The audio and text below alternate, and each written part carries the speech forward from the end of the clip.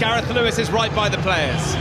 Close enough, Chris, to smell the liniment and the deep heat. The Webb Ellis Trophy gleaming just 10 metres away, and utter determination and steely focus from both sets of players. Gareth Lewis and the former Ireland captain Jamie Heaslip, our team on the touchline here in Yokohama. Two World Cup winners up here in the commentary box. Matt Dawson, former England scrum half, and Paul Grayson, the former England fly half. The anthems are on their way. God Save the Queen for England, and Kosi Sikelele Africa for South Africa. But first we'll have a moment of silence in solidarity with the people of Japan following the widespread damage, flooding and tragically loss of life caused by the recent typhoons.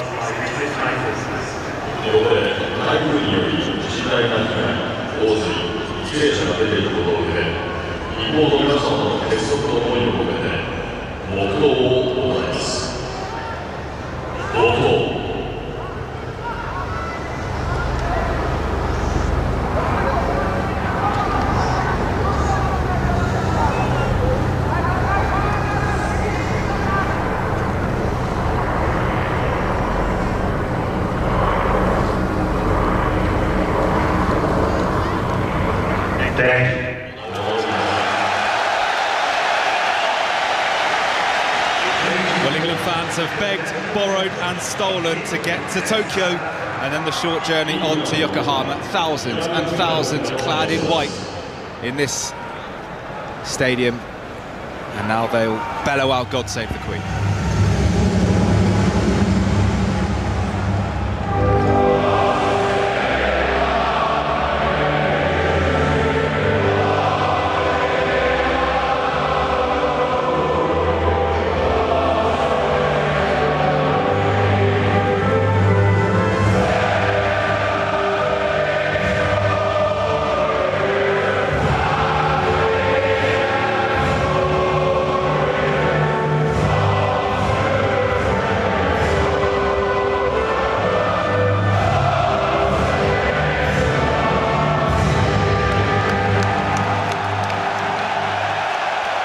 Well, the England boss, Eddie Jones, said he wanted passion from the England fans. He's certainly got that, and he's certainly got it there from his players during the anthem.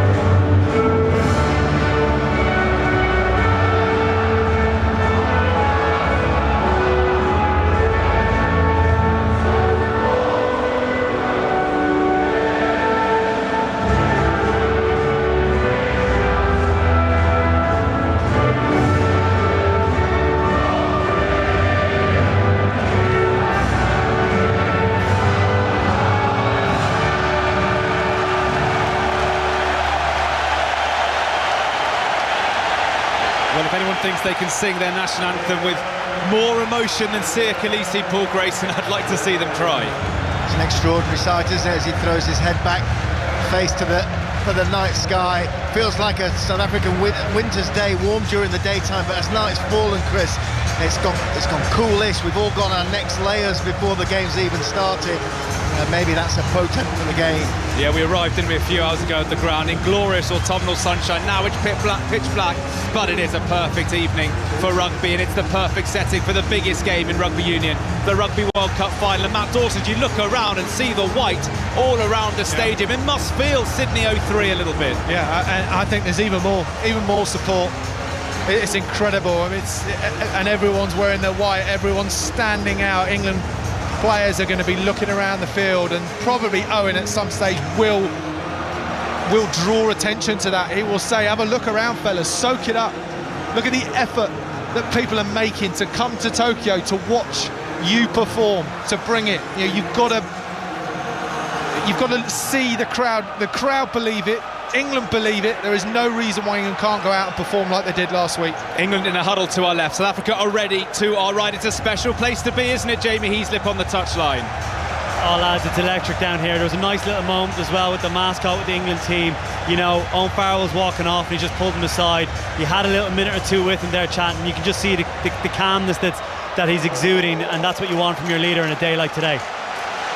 England go Mako Vunipola, Jamie George and Carl Sinclair in the front row. Mara Itoje, Courtney Lawes in the second row. Tom Curry, Sam Underhill and Billy Vunipola in the back row. Ben Youngs and George Ford, the halfbacks. Owen Farrell, the skipper, and Manu Tuolangi in the midfield. Johnny May left wing, Anthony Watson right wing, Elliot Daly at full-back. Unchanged from the side that crushed New Zealand. South Africa, Tenda Matawira, Bongi Benambi, Frans Malherbe the front row, Edstebeth Diaga in the second row, Captain Khaleesi, Peter Steph de Toit and Vermeulen the back row, de Klerk and Pollard the halfbacks, as Pollard starts us off from right to left. The centres for South Africa, Delande Anam, Mapimpi Kolbe and Willie Leroux make up the South African back three. England have it inside their own 22. The referee in his red is Jerome Garces, the first Frenchman to referee the biggest game of all, the Rugby World Cup final, as Ben Young's kicks, taken in by Dwayne Vermeulen, as Swing Low Sweet Chariot sweeps around the ground like the smoke from the pyrotechnics.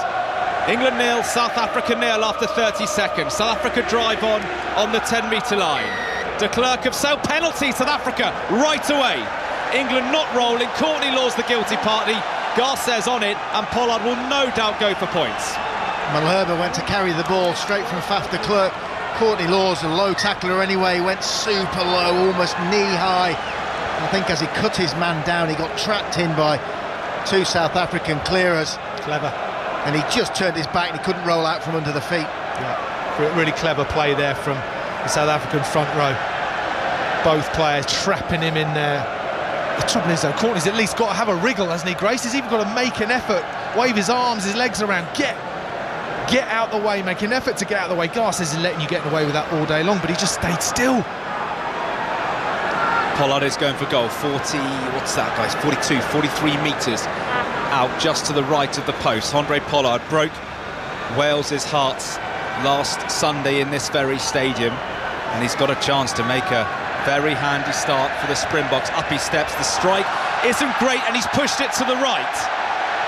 So Paul Grayson, former England fly half, you're the kicking expert among us. What's he done wrong there, Pollard? Apart from the obvious, Chris, he was absolutely brilliant against Wales, struck the ball magnificently. I was pitch side that day, you could hear the noise off his boot. That's just flat out pressure. He's got through it a little bit quick, squeezed it out to the right. That's nothing but the occasion. England then with the 22, George Ford. His best performance, you'd have to say, in an England shirt last weekend as England beat New Zealand 19-7. Fantastic performance to reach the main event. Up goes Ford to take a big kick from opposite number Pollard. He takes it comfortably. 2.5 minutes gone. 5 Live Sport. Exclusive radio commentary from the BBC. Live in the Yokohama International Stadium. Young's kicks. Goes for distance more than to make it competitive. And Pimpy takes it, but sort of juggled with it, and he almost got away. A couple of Englishmen have to haul him down, Itoje and Sinclair. And Sinclair has stayed down. Sinclair has stayed down. That doesn't look good. He's not moved a muscle, Carl Sinclair. Look. And referee Jerome Garces has stopped the game. Yeah, Ben Youngs has gone in there. Ben Youngs has gone in, pointed to Sinclair and the referee and said, ref, you've got to stop, that's a head injury, I think, Grace. Dawson Way's lying on his back, holding his arm in the air. A classic sign of a particular type of concussion. Involved in that collision, immediate call for stretcher. We've spoken about it at length about England going to the well in so many different areas. It's his own player. He's just collided. Yeah, he's gone in to tackle Mapimpi with the Itoje. Head clash with Itoje's shoulder round the back, and he's out before he hits the ground. Yeah, this has always been one of the question marks. There haven't been many, have there, about England? But this has been a question mark about the injuries, about the discipline, about on the gain line. Can England generate their own momentum off static ball? And unfortunately, this doesn't look good immediately. Jamie, not only the stretcher but the golf buggy's on. Yeah, he's like you said, he's out before he hits the ground, and I think according to protocol, that's it. He's not coming back on the field now. It's never a great sign. You never want to see this players, especially someone like that. And we were talking a lot about him coming into the game. He's going to have a huge influence, but straight away when he was on the ground, you had all the medical people here making their way onto the field. So he's in a spot of trouble, but hopefully he comes to, and he'll be all right after the game. 2 minutes 53 on the clock, Chris, and we talked about all sorts of things, and first and foremost we have to say that medical staff will do their job, and let's hope that Kyle Sinclair's perfectly okay, and they're being very precautionary, following their protocols, as Jamie said, that once he's in that position they have to secure him and take him off on a stretcher. We're not getting him back on his feet and walking him off. But in terms of England and the tactics and the stuff we've talked about in the week, that if Sinclair potentially didn't recover from that calf injury, it exposes England's lack of an extra tight head in the squad, a third tight head. That would have made no difference today. This is if you got 3 tight heads in your squad, you wouldn't have 2 on the bench. It's just singularly unfortunate that Sinclair's taken a knock that'll rule him out, and Dan Cole will have 77.5 minutes of World Cup final to play. Well, around about 10 medics all gathered around Carl Sinclair, a sign of the gravity of this situation. He is moving his legs, which is a positive sign at least, but absolutely no doubt that he won't play any further part in this Rugby World Cup final. So a desperately sad end to Carl Sinclair's World Cup, where he has been quite simply a phenomenon. And Jamie Heaslip on the touchline. Dan Cole knows he's got 77 minutes of World Cup final action. What's he doing down there? Yeah, you have Mario Itoje is coming over to the sideline as well, getting some messages from the guys. But Dan Cole just seems to be nice and calm, walking around. He was doing some shoulder hits there with Joe Marler just to get them warmed up. I think he knows he's going to be coming on. But there's an air of calmness down on the sideline. You have Richard Hill there as well, kind of getting the messages obviously coming in from Eddie Jones, and just an air of calmness. George Cruz talking to him. And he looks like he's ready to go. He's just taken off his bib now. So I'd say the substitution is going to be made fairly soon once they have Sinclair, who's now sitting up, which is a great sign. But yeah, it looks like he's calm, he's ready to go. He knows he's got a big shift ahead of him. I find this not very Eddie Jones-like, in the fact that England are just sort of wandering around and standing still and looking at one another. And I would have thought that there was maybe Eddie Jones could have got messages on, maybe chuck a couple of balls, do a couple of drills. You're standing around, what you're thinking about, and they're not in a huddle. Here we go, Owen Farrell just dragging him in. Good man, Owen, bring him in. Carl Sinclair making his way, he's on his feet, he's walking off, great to see. Yeah, and he's getting a standing ovation from everyone. Look at some of the England fans, and even a few Springbok fans are on their feet in front of us. Sinclair's been brilliant this World Cup, but he's not going to play any further part. 3 minutes gone, 0-0. Dan Cole already into the fray, Paul Grayson. Changes the way England play. Sinclair's a runner, he's a passer, he's key to some of those little pivot plays that England have used. Dan Cole, better scrummager, but not as nimble around the field. He's a good defender close in. We've just got to think in an hour the amount of pressure that he's going to be under now. If South Africa were going to go after Sinclair at scrum time, Cole will be more robust, but he's going to be drained. Last 15 or 20 minutes, he's going to be a tired man, and throws into the mix the potential for Joe Marler ending up on the tight head. Well, Matt Dawson puffed out his cheeks. Things rarely go to plan in World Cup finals, Matt. No, they don't. You are the voice of reason, Chris. That's why we love working with you. Just bringing me down a step or two. I feel for Kyle as well, because he's not going to remember a thing about this day either. South Africa scrum's a good one. Oh, they're marching England back here. Penalty coming surely. Yep, there it is. Garces has it. They're playing advantage, South Africa. Out it comes from de Klerk to Mapimpi. I'm sure they'll just want the penalty and give Pollard another chance to kick the goal, but any England fans who thought this would be a walkover, they've seen the South African power there. LaRue, oh, he's gone round George Ford. He's almost got through. Good ball to Colby, knocked on by Colby. Or did he pick it up? It's like he juggled with it and then scooped it off the floor. Still with the Springboks, with Tarawera out the back. Pollard, lovely ball to Benambi now for Mueller on the 22. Remember, still penalty advantage for that scrum. De Klerk comes left to Lou de Jager. Pollard is ghosting out to Khaleesi. Great take, one-handed by Mapimpi on the near touchline.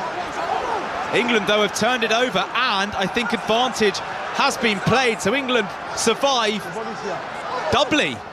First the penalty advantage over, and then Paul Grayson. It looks like they've managed to secure that ball back, only 5 metres from their own line, as Billy Vanapola throws a wild offload to his brother Mako. England on their own 5-metre line. 2 half-line breaks as South Africa play quick was enough to get rid of the advantage. England, a good hit from Elliot Daly in the corner. Not quite a try-saver, but the turnover was certainly key. And interesting how South Africa were looking to play after the penalty advantage. Stereotyped the 10-man team, but Andre Pollard was getting them ticking. England are running out from their own dead ball line. Oh, what are they doing? Out from Daly to May. May against Iolandi, and Johnny May's off up to the 22. Ridiculous start to this World Cup final. England, with no advantage, were running it from their own dead ball area. And now they have it on the 22, but playing with fire, Paul Grayson, as it goes back to Ford, who kicks away and into the South African half where Pollard takes it. But actually, Chris, that's where the space was. If that initial pass had been more accurate, Elliot Daly's got an easy clear. It's the fact that it went to ground that it looked so horrendous. Pollard's taken his own kick. He picked George Ford's pocket, and it's all South Africa here. Matarawera marches into the 22 to the cries of Beast, his nickname in South Africa. The Springbok fans in fantastic voice. England's a little bit muted. De Klerk comes right to LaRue. LaRue knocks on. Couple of knock-ons there, one by Khaleesi as well. And England and Matt Dawson survive, but plenty to digest for us in the last couple of minutes. Well, we knew it. We said that the danger about this South African side was that all they need to do was just ever so slightly tweak the way that they played. We've seen 2 weeks of them just bombing the ball up in the air, get the chase down there and squeeze the life out of the opposition. The dimension they have now is all of a sudden you're seeing Matarawera just that little circle ball back into play, giving it to give it to their outside backs a little bit earlier. The forwards are coming on the crashing run, looking like they're going to smash it up the middle, but then they'll just circle the ball and move and shift the attack away from where England are defending. England have got to be a little bit more heads up.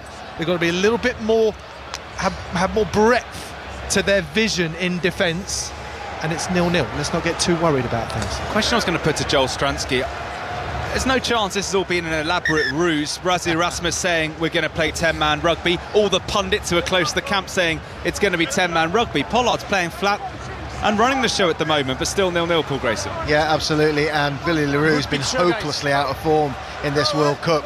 Suddenly comes to the party with those ghosting outside breaks. He's a real danger when he's on. He's world class when he's on form. He's been off form for a long time, but he's announced himself tonight. I mean, there's a possibility that Willie may well have been bullying the coach and say, listen, I want that outside bait. You maybe do nothing for the whole tournament. Give me the pill. 7 minutes gone. 5 Live Sport from the BBC, on your radio, online and on BBC Sounds.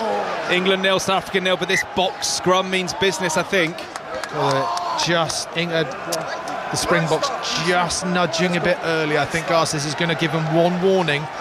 All well and good to get the trundle on when the ball's in, but they have to wait. England under immense pressure in this set piece. Again, they haven't been for the whole tournament. Can they get that 9-2-8 ball up, get it away?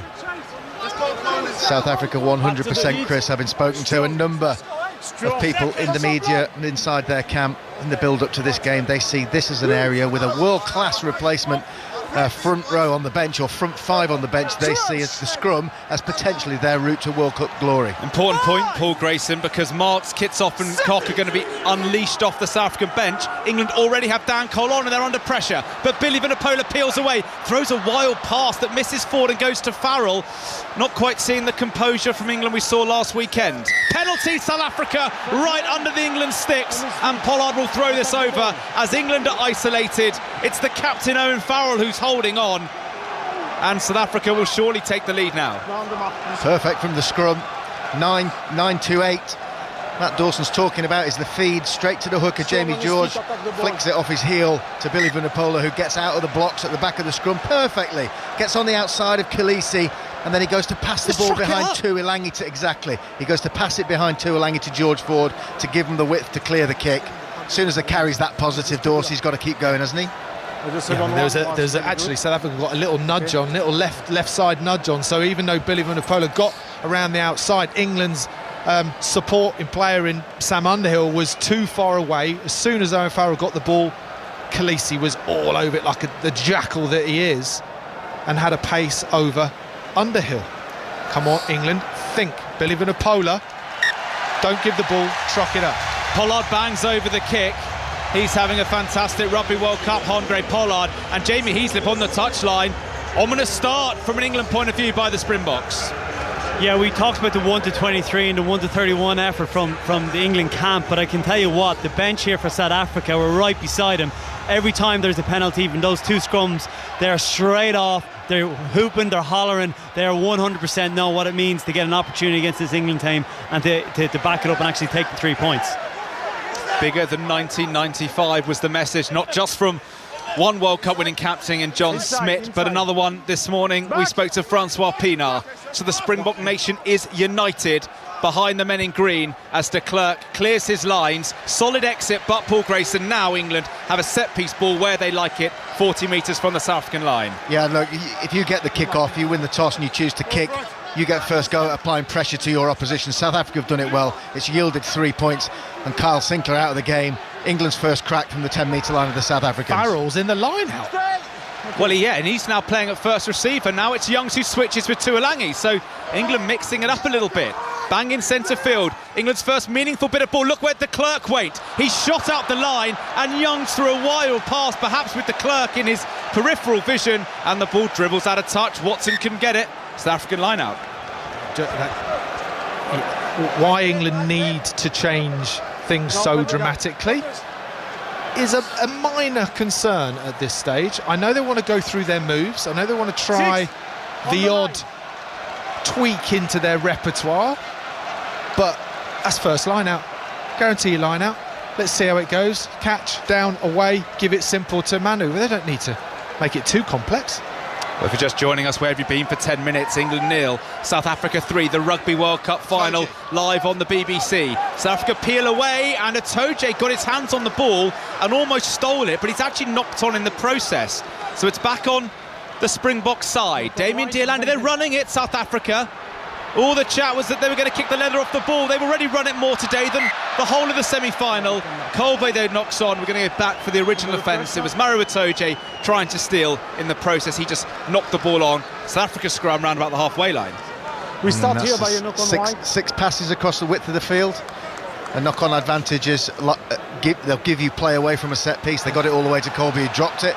They come back here. Personally, Garces allows a scrap at the breakdown. That's fine. The South African on this side was isolated. Itoje was on the ball, having almost ripped the guy out of the maul. You could argue for an England penalty there because Itoje was on the ball for quite a while.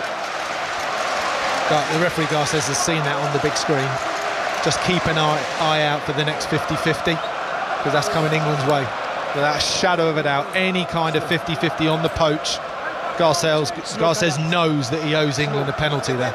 Matt Dawson and Paul Grayson with us in commentary, two men who were there in 2003 in Sydney, the last time England won the Rugby World Cup. It feels like Sydney with the enormous numbers of England travelling support here in the stadium, but just like that day 16 years ago, England have gone behind early. It was a Takiri try, this time it's a Pollard penalty. England 0, South Africa 3. and already needs reiterating. England have lost a man, Carl Sinclair off with a head injury, Dan Cole on, and he very rarely of late has had to play this amount of test match minutes in one game. And Jamie Heaslip, you've been in many international scrums, former Ireland captain. The Boks have certainly got the edge so far in that area as de Klerk prepares to feed. Yeah, and I wouldn't be surprised if Vermeulen just keeps this in the back and looks for the penalty advantage and then let them play. But, you know, that was a definite turnover opportunity there. England a bit unlucky, but now they've got to defend this scrum and all this power coming from them.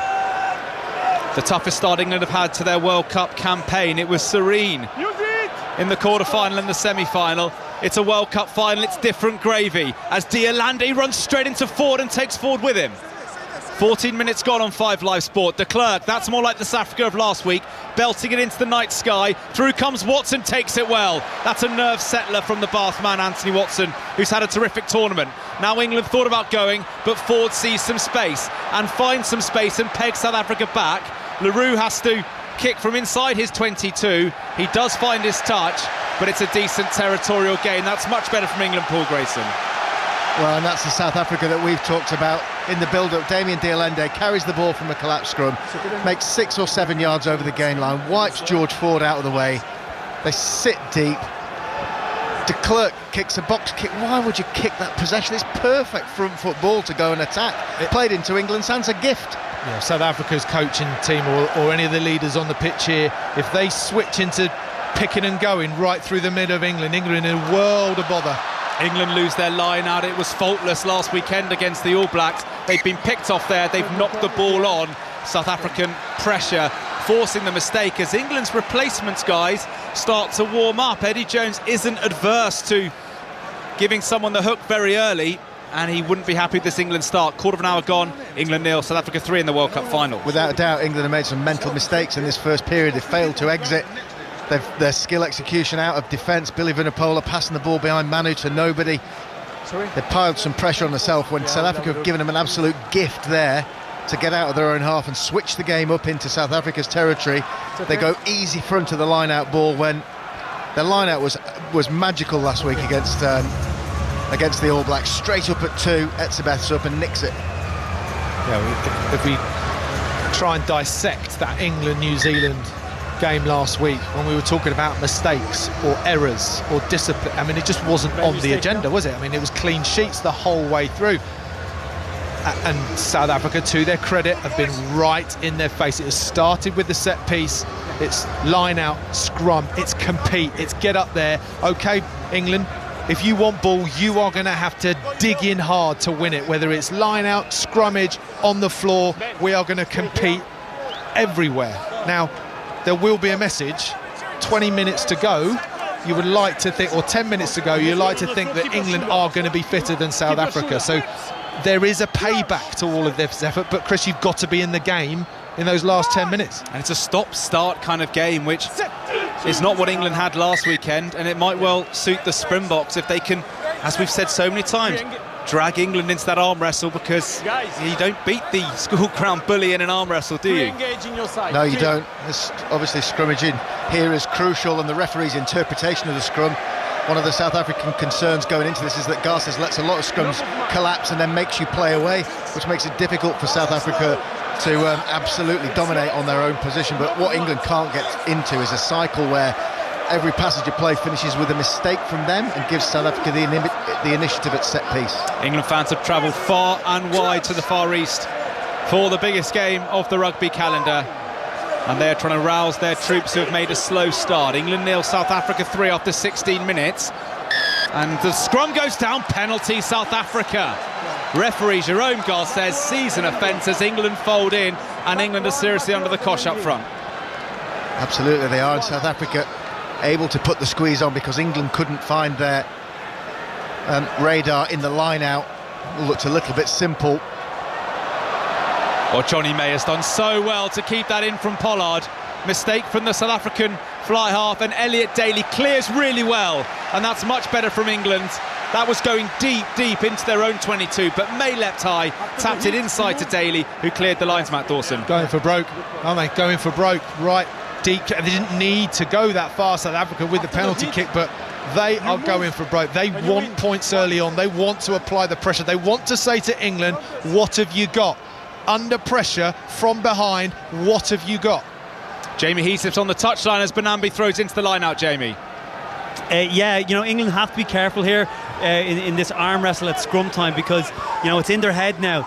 3 penalties against them, I've counted there at scrum time. They're now heaving them down the field with them all. You know, they've got to be careful they don't let this get into their head, and to get a reset and do the basics right, like Dawson's been talking about, to get back into the game.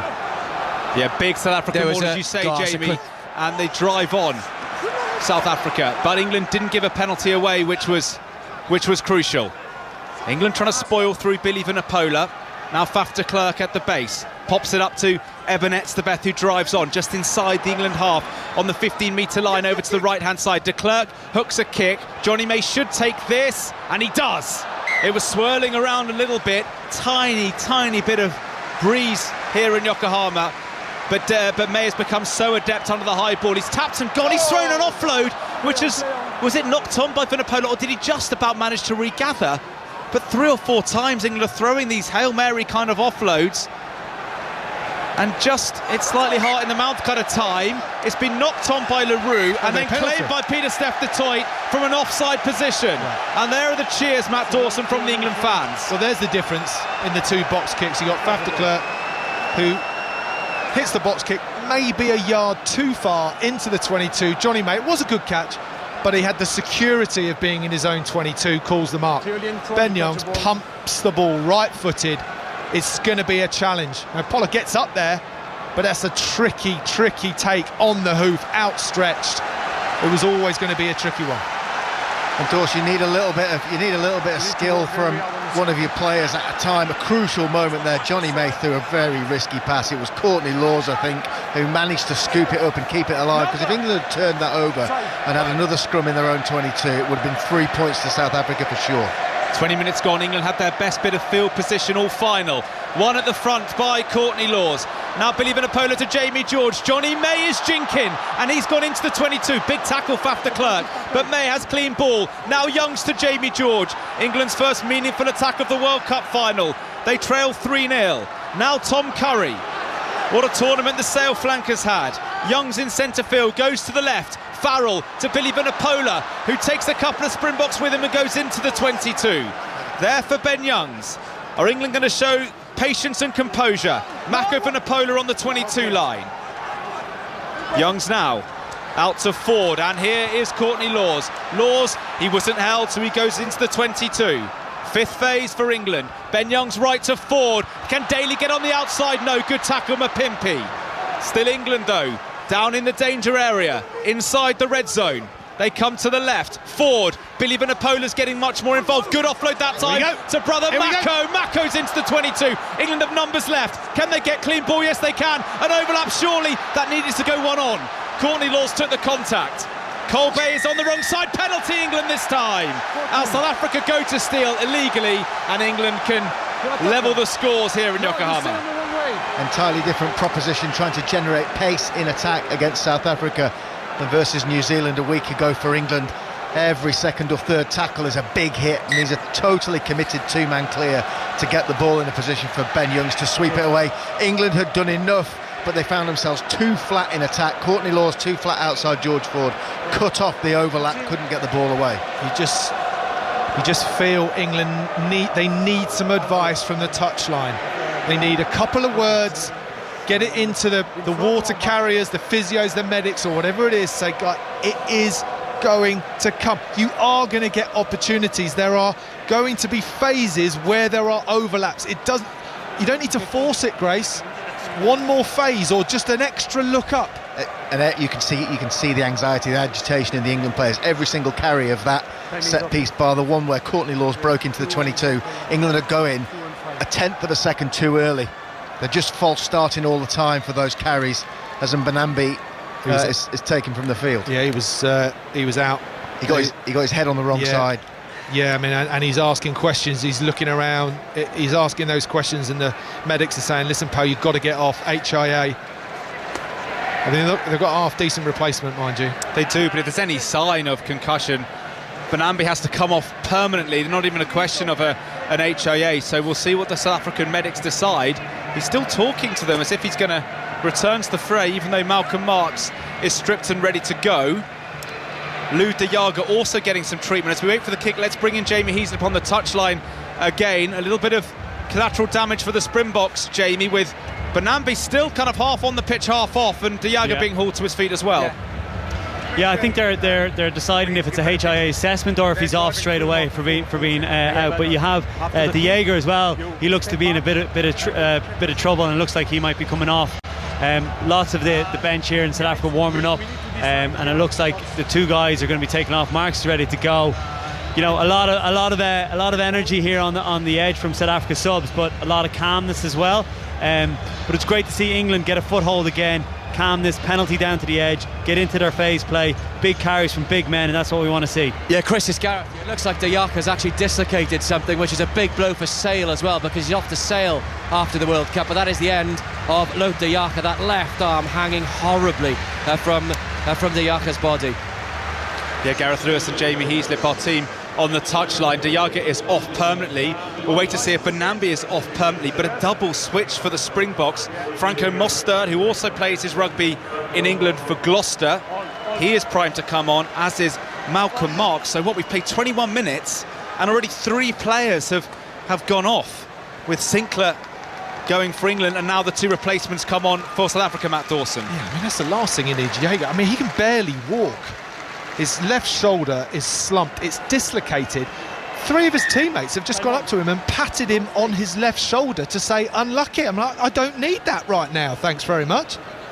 Got to go and get my shoulder put back on. Yeah, I mean, they're tough lads, the Springboks. That's probably taking it a bit far, isn't it, when you're giving someone's dislocated a shoulder a whack.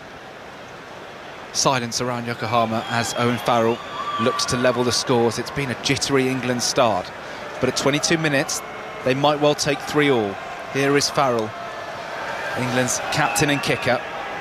Chest puffed out, looking for his first points to the World Cup final. He's nailed it. England 3, South Africa 3 after 22, Paul Grayson. That's what England needed. A jittery opening, as you say. First 15 minutes, England made some poor decisions, but they got themselves back into the game. They'll just have a glimpse there of the type of game they want to put on South Africa when they get into the opposition third. It's got them 3 points after another long injury break. They need to get out of their own half quickly. So that big kind of new way. Oh, England have lost it from the line out. Have they knocked it on? Yes, they have. I was just about to say that South Africa won't be able to bring on that whole new front row as they've been doing after 45 minutes. But Malcolm Marx is on 22 minutes, and he's going to go straight into a scrum because England have messed up the kick-off, something, Matt, they did so well last weekend. I mean, Mara told you he's been nearly player of the tournament so far. He was miles away from that for his standards. It's an incredible pressure, is an amazing characteristic to either be able to deal with it or not, and there's a lot of players who on both sides who are struggling. Normal service, I told you there, when he realises he can't get that ball, makes the call so that Curry knows it's his, or Curry overcalls him. As it is, Itoje goes for the impossible, knocks it on. Well, we said it loads of times this week, World Cup finals are funny things. 3 points all as South Africa drive forward. Has it gone up on the England side? Yes, it has. Another penalty coming, and this South African scrum is absolutely dominant. South Africa into the England 22 playing advantage. De Klerk digs forward. I think he just wants the penalty. Not too much urgency. Now he finds Captain Khaleesi, who's bang up for the fight. Bundles outside the tackle of Mako Vanapola. Mostert out the back. Pollard wings it to Leroux. Leroux wide to Mapimpi. That went forward. But again, South Africa playing ball from the advantage. And surely Pollard will go for goal, although he's got the option of knocking it into the corner and trying to drive England over. Neat and tidy defence, though, from England when they come into the wide channel. Elliot Daly is engaging with the last man. His timing's perfect. He's putting 2 really good hits. Chest high, nothing dangerous. But England are looking solid in that outside channel when South Africa go there. It's nice to have that, Grace, isn't it? If all else is going a bit sideways and a bit wonky, if you know your defence, whatever happens, is rock solid, then you can afford to have a couple of mistakes. Yeah, you can, but England's mistakes need to be higher up the field, and if it ends in a scrum to the opposition, England are, as you would say, bang in trouble. Pollard is going for goal. It's a World Cup final. You don't turn down points, do you? And Andre Pollard, who missed his first kick but nailed his second. He's been a star for South Africa the last 2 World Cups. Still only 25, would you believe, as he nears his 50th cap, his 48th. The man from the Bulls in Pretoria. On the 25-minute mark, 15 minutes left until half-time. 5 Live Sport from the BBC. Pollard to regain the lead for South Africa. That's a much better kick. You'd like that one, Paul Grayson. Straight through. England 3, South Africa 6. Nerves settled after he missed that first one, and probably in the back of his mind he's thinking, wow, behind this pack we're probably going to have 4 or 5 more shots at goal. Yeah, I mean, on a day like today, it doesn't matter where you are in the world. You could be down the mini rugby, you could be on the golf course in the Stableford. Every point counts in that World Cup final. George Ford with the restart, taken by Willie le Roux in his blue boots, and he didn't just kick it, he immediately looked up and saw if there was any space. It's inside, so de Klerk can clear his lines, and he will look for that box kick where the scrum half kicks it down the line, and that's a good clearance from Faf de Klerk after Willie le Roux's take, and England had the line out round about the halfway line.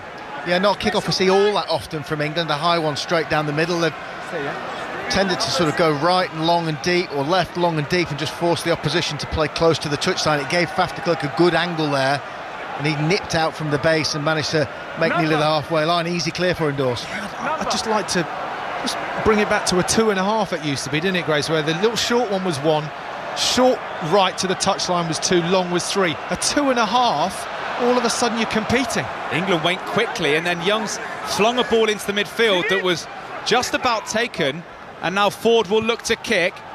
Mapimpi went to the full-back position, and he's overcooked that, George Ford. So mistakes just creeping into the England game, and they'll lose a load of territory, and the South Africans will have the line out inside the England half. I don't mind that though, Chris. That's your fly half thinking clearly. The set piece didn't go that well. Mapimpi wandered 5 or 6 yards out of position in the backfield. George Ford spotted it. He's just overcooked the kick by 2 feet. Well, let's go down to Jamie Heaslip on the touchline. Cagey attritional stuff, Jamie, and another Springbok looks in trouble in front of you. Yeah, it looks like walking wounded. You know what I mean? There's such as the intensity at the collision zone. You know, we're just seeing players kind of taking a knee any opportunity they can. But you know, it seems to all be at the pace that suits South Africa. England, I think, are getting a bit frustrated in terms of not playing at the speed that they want to, with the fluidity they want to, and at times forcing it a little bit. But I think, you know, they just need a bit of a calmness.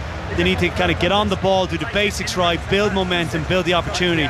But they can't let South Africa set up this maul. We can see here from the sideline, Owen Farrell having a really good conversation with the ref. You know, I'm guessing they're going to be talking around the ruck and stuff like that, because he seems to be letting that be in a bit of a free-for-all right now. Yep, I've just got that sneakiest of feelings. This is part of the plan for South Africa. Let's just see how many times a forward or a front 5 go down in an injury and just slow the ball down. Let's do it at our pace. Well, it's a different test match to the semi-final. That's the beauty of rugby union. It's not the same game every time. And it's South Africa who lead the World Cup final by 6 points to 3. 2 penalties Pollard, 1 penalty Farrell. Springbok possession in between the 10-metre line and the halfway line. Now in centre field, de Klerk finds Deolande. De Klerk, that shock of blonde hair, the sailman, finds Peter Steph de Toit. Big collision coming in. Sam Underhill, the tackling supremo for England. Now the box attack, Deolande, that was a nice pass, but Am knocked it on. And England will have turnover ball. Can they use it? Inside their own territory, de Klerk plays the ball illegally, and it's been seen by referee Jerome Garces. So a penalty to England with de Klerk offside, and that was cynicism in the extreme from the little number 9, Matt Dawson. Yeah, but they don't want turnover ball to England. That is a complete disaster if you're a South African fan. So they are going to do whatever they can to slow any turnover ball down. England are looking to go wide early. Fabulous tackle. I mean, if you don't need to describe a Sam Underhill tackle anymore. It's just that is how to tackle. Low, hard, drive those legs into whoever it may be, however big you are. It's like walking into a brick wall. And now England, Paul Grayson, have prime set piece ball around the 22. Yeah, absolutely. As just out the corner of my eye, Matt Dawson points to Makavinipola, I think it is, receiving a little bit of treatment, so that'll delay the set piece. Maybe a contact lens. I think so. It looks that way. Yeah, the mirror's out. But prime here. England have been, I wouldn't say all over the place, but not anywhere near their tidy best. 23 metres out from the opposition line. What's the call? Well, exactly. This is the danger now, because they've only had one other attacking line out. Are they going through their playbook that they've been practicing the week, and they don't need to? Just secure the ball. 6-3 South Africa. George finds Laws. Youngs, oh, that's a good ball. Farrell loses it. It went backwards to Underhill. There for Ben Youngs, though, on the 22. Billy Vunipola spins out the tackle. That's a permanent change at hooker, just to clear it up for the Springboks. Marks for Benambi, so 2 changes for South Africa, 1 for England. Good offload, Billy Vunipola, Sam Underhill. 15 metres out now, England. Youngs digs for it. He goes left to Curry. The pass is not quite in the bread basket, but that was good enough. Curry, is he held up? No, he has the strength to go to ground. Youngs to the right, Mako Vunipola throws a dummy and trucks it up. The Saracens prop. Now they try and pick and go through Maro Itoje, but the Springbok defence round the fringes is fierce. 6-3 to South Africa, the World Cup final on BBC Radio 5 Live. That's better from Manu Tuolangi. He's only 7 metres out. Youngs has quick ball. He scoots to the left to Courtney Laws. England edging up to the 5-metre line now. Their best attack of this game by miles. Billy Vunipola steps around Peter Steph du Toit. He has brother Mako in there with him. Now the England fans start to raise their voices in Yokohama. Tom Curry, England deliberate, 6 phases they've gone through. Youngs, Courtney Laws is everywhere today. Runs into Etzebeth, what a meeting that is. Youngs, just the left of the post, but only 7 metres out, to the tune of Swing Low Sweet Chariot from the travelling hordes. Youngs, he wants his forwards to work. He's imploring them to work. Billy Vunipola gets the memo and goes to within 3 metres. This is excellent from England. Sam Underhill's almost there. He's only a couple of metres out. Vermeulen's on that ball, but he's conceded a penalty. If England get this back, composure will surely see them score. Dan Cole gets it to Youngs. Youngs above his head, spins around. He's munched by Peter Steph du Toit. Still advantage to England. Forward play scrum half. Now the little offload to Courtney Laws. It was actually Farrell to Ford. 5 metres out England. They still have the ball. Farrell's again a scrum half. Curry to Mako Vunipola. How many phases is this from England? Must be nearer 10. Youngs, Billy Vunipola, big tackling. It's what you're going to get from South Africa. It's the replacements, Mostert and Marks. England still only 5 minutes out. They have the ball to Alangi. Courtney Laws again. He almost got it away to Ford. Laws is having a stormer today, the Northampton lock. Mako Vunipola to within 3 metres. England still going. Billy Vunipola, great pick-up Vunipola. 2 metres out, it can't be many more than that, Paul Grayson. England throwing bodies at South Africa as Itoje goes. Itoje drives, held up by Cole and by Tuolangi. Cole trucks round the corner. He couldn't be closer, Dan Cole. Youngs now digs for it. England forwards again get up to give it one more effort in this move. 8 minutes to half-time, 6-3 South Africa. Billy Vunipola, he couldn't be closer as well.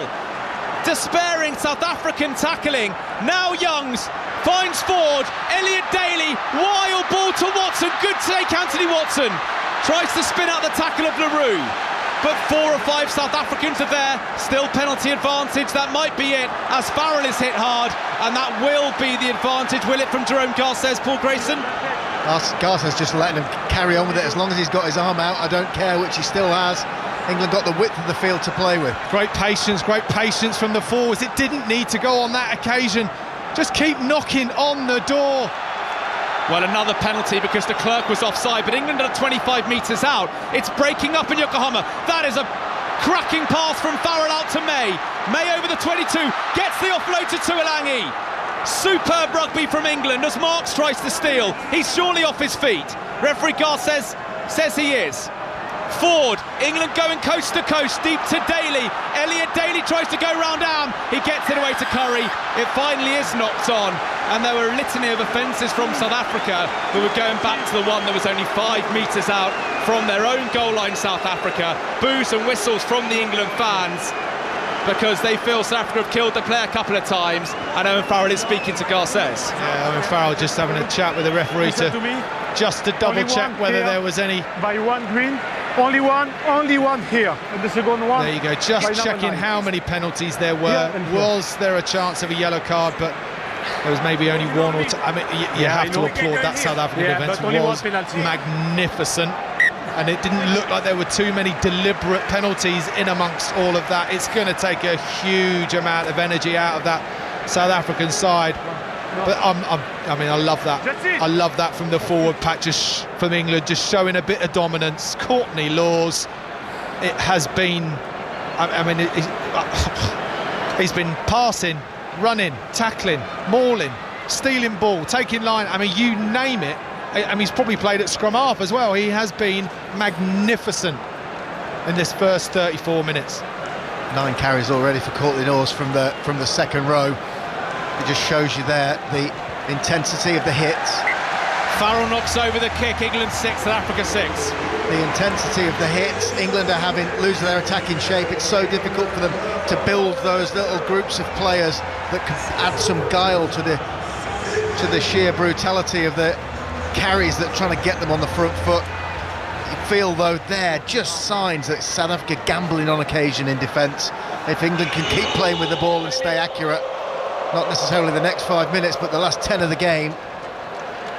World Cup winners Paul Grayson and Matt Dawson with us on 5 Live. Billy Vunipola takes the restart and takes the contact. Let's bring in Jamie Heaslip, former Ireland captain, on the touchline. A lot of that England attack, Jamie, happened right in front of you there. Oh yeah, it was breathtaking stuff, lads. The hits and intensity at the collision line were impressive from both sides. But these are championship minutes now that we're entering into, and you know, it's 6-all. I think it's a fair reflection of the game. Not a huge hit from Vermeulen there, but you know, some really good play by South Africa defensively. You could argue a little bit cynical at times by Faf de Klerk on the edge, definitely.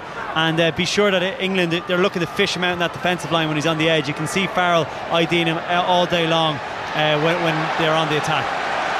LaRue with a crossfield kick, which was taken in by Mapimpi, so it's Springbok possession. Big tackle, Maro Itoje off the line. That's more like it from England and Itoje. Forcing the box back to their own 10-metre line. 6-all with 4 minutes left. This cagey, compelling, captivating first half of the Rugby World Cup final. As Maro Itoje is the crowd chant from the England fans. Pollard, nice dummy, he's almost through and got the offload away to nobody, and that's clever from Billy Vunipola. He knew there was no ruck, and he knew he was able to play the ball, but it's come back on the Springbok side. England being bossed a bit on the breakdown in parts here. Deolande, good pick up. Khaleesi out to Mapimpi, who's been involved heavily. Makazola Mapimpi. No advantage. England go in at the side, Matt Dawson, and it's a penalty to the Springboks. I don't know what the penalty was they're going back for, Chris. He'd gone back for it because Khaleesi cleared from the side in front of us here. Holding on, and 7 green from the side. All right, so when Billy Vunipola scooped that ball up from an onside position, you're right, Chris, it was very clever to get to his feet and take the ball. However, South Africa again tried to poach, and Billy Vunipola holding on.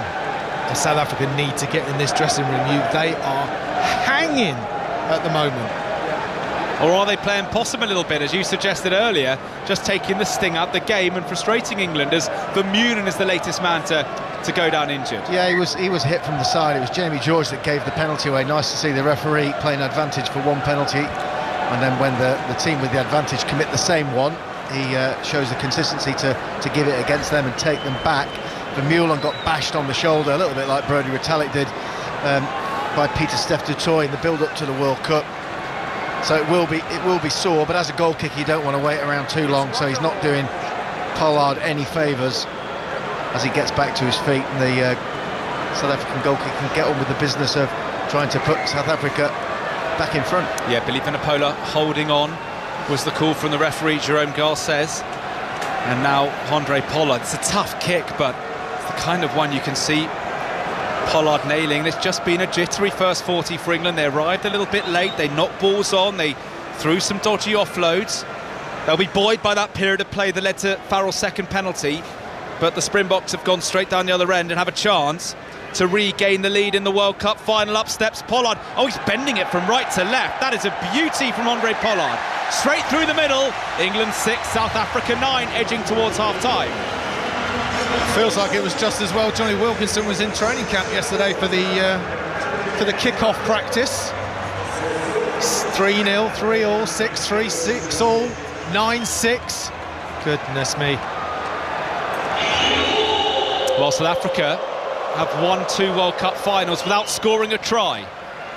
You don't always need to, as they take the restart with just over a minute of this first half. England 6, South Africa 9. Poor restart, flat straight to Vermeulen. Absolutely barrelled into Tom Curry, made 10 yards. Fascinated now to see how and if Eddie Jones uses his bench.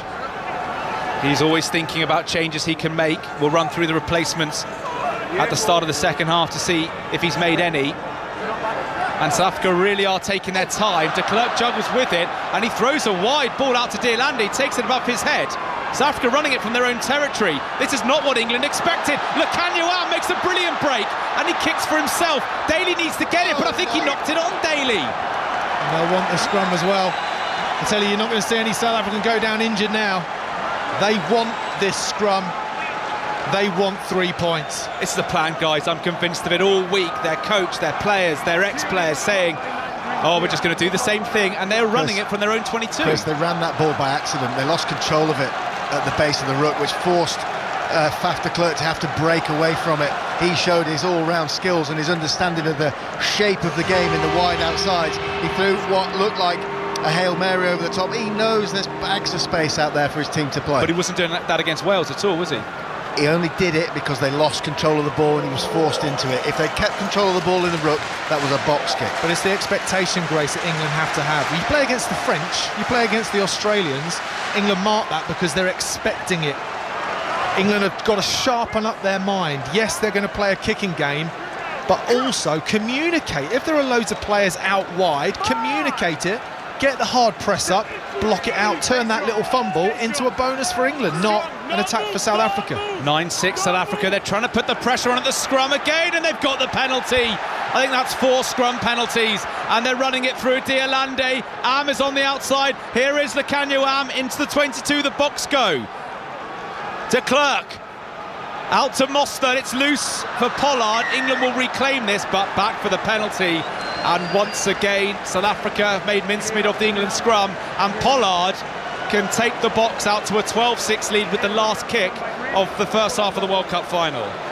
England doubling up on the mistakes. They let the break happen in the outside, and then the chip over by Mapimpi basically handed possession back to England. Elliot Daly took his eyes off the bouncing ball, knocked it on. As we've said a number of times through the first half, England can't end any passenger play with the giving South Africa another scrum, because it will go scrum, drive, penalty, 3 points. Here's the concern. Everybody knows it. Everybody talks about it. What are this England side going to be like under the pressure of being behind?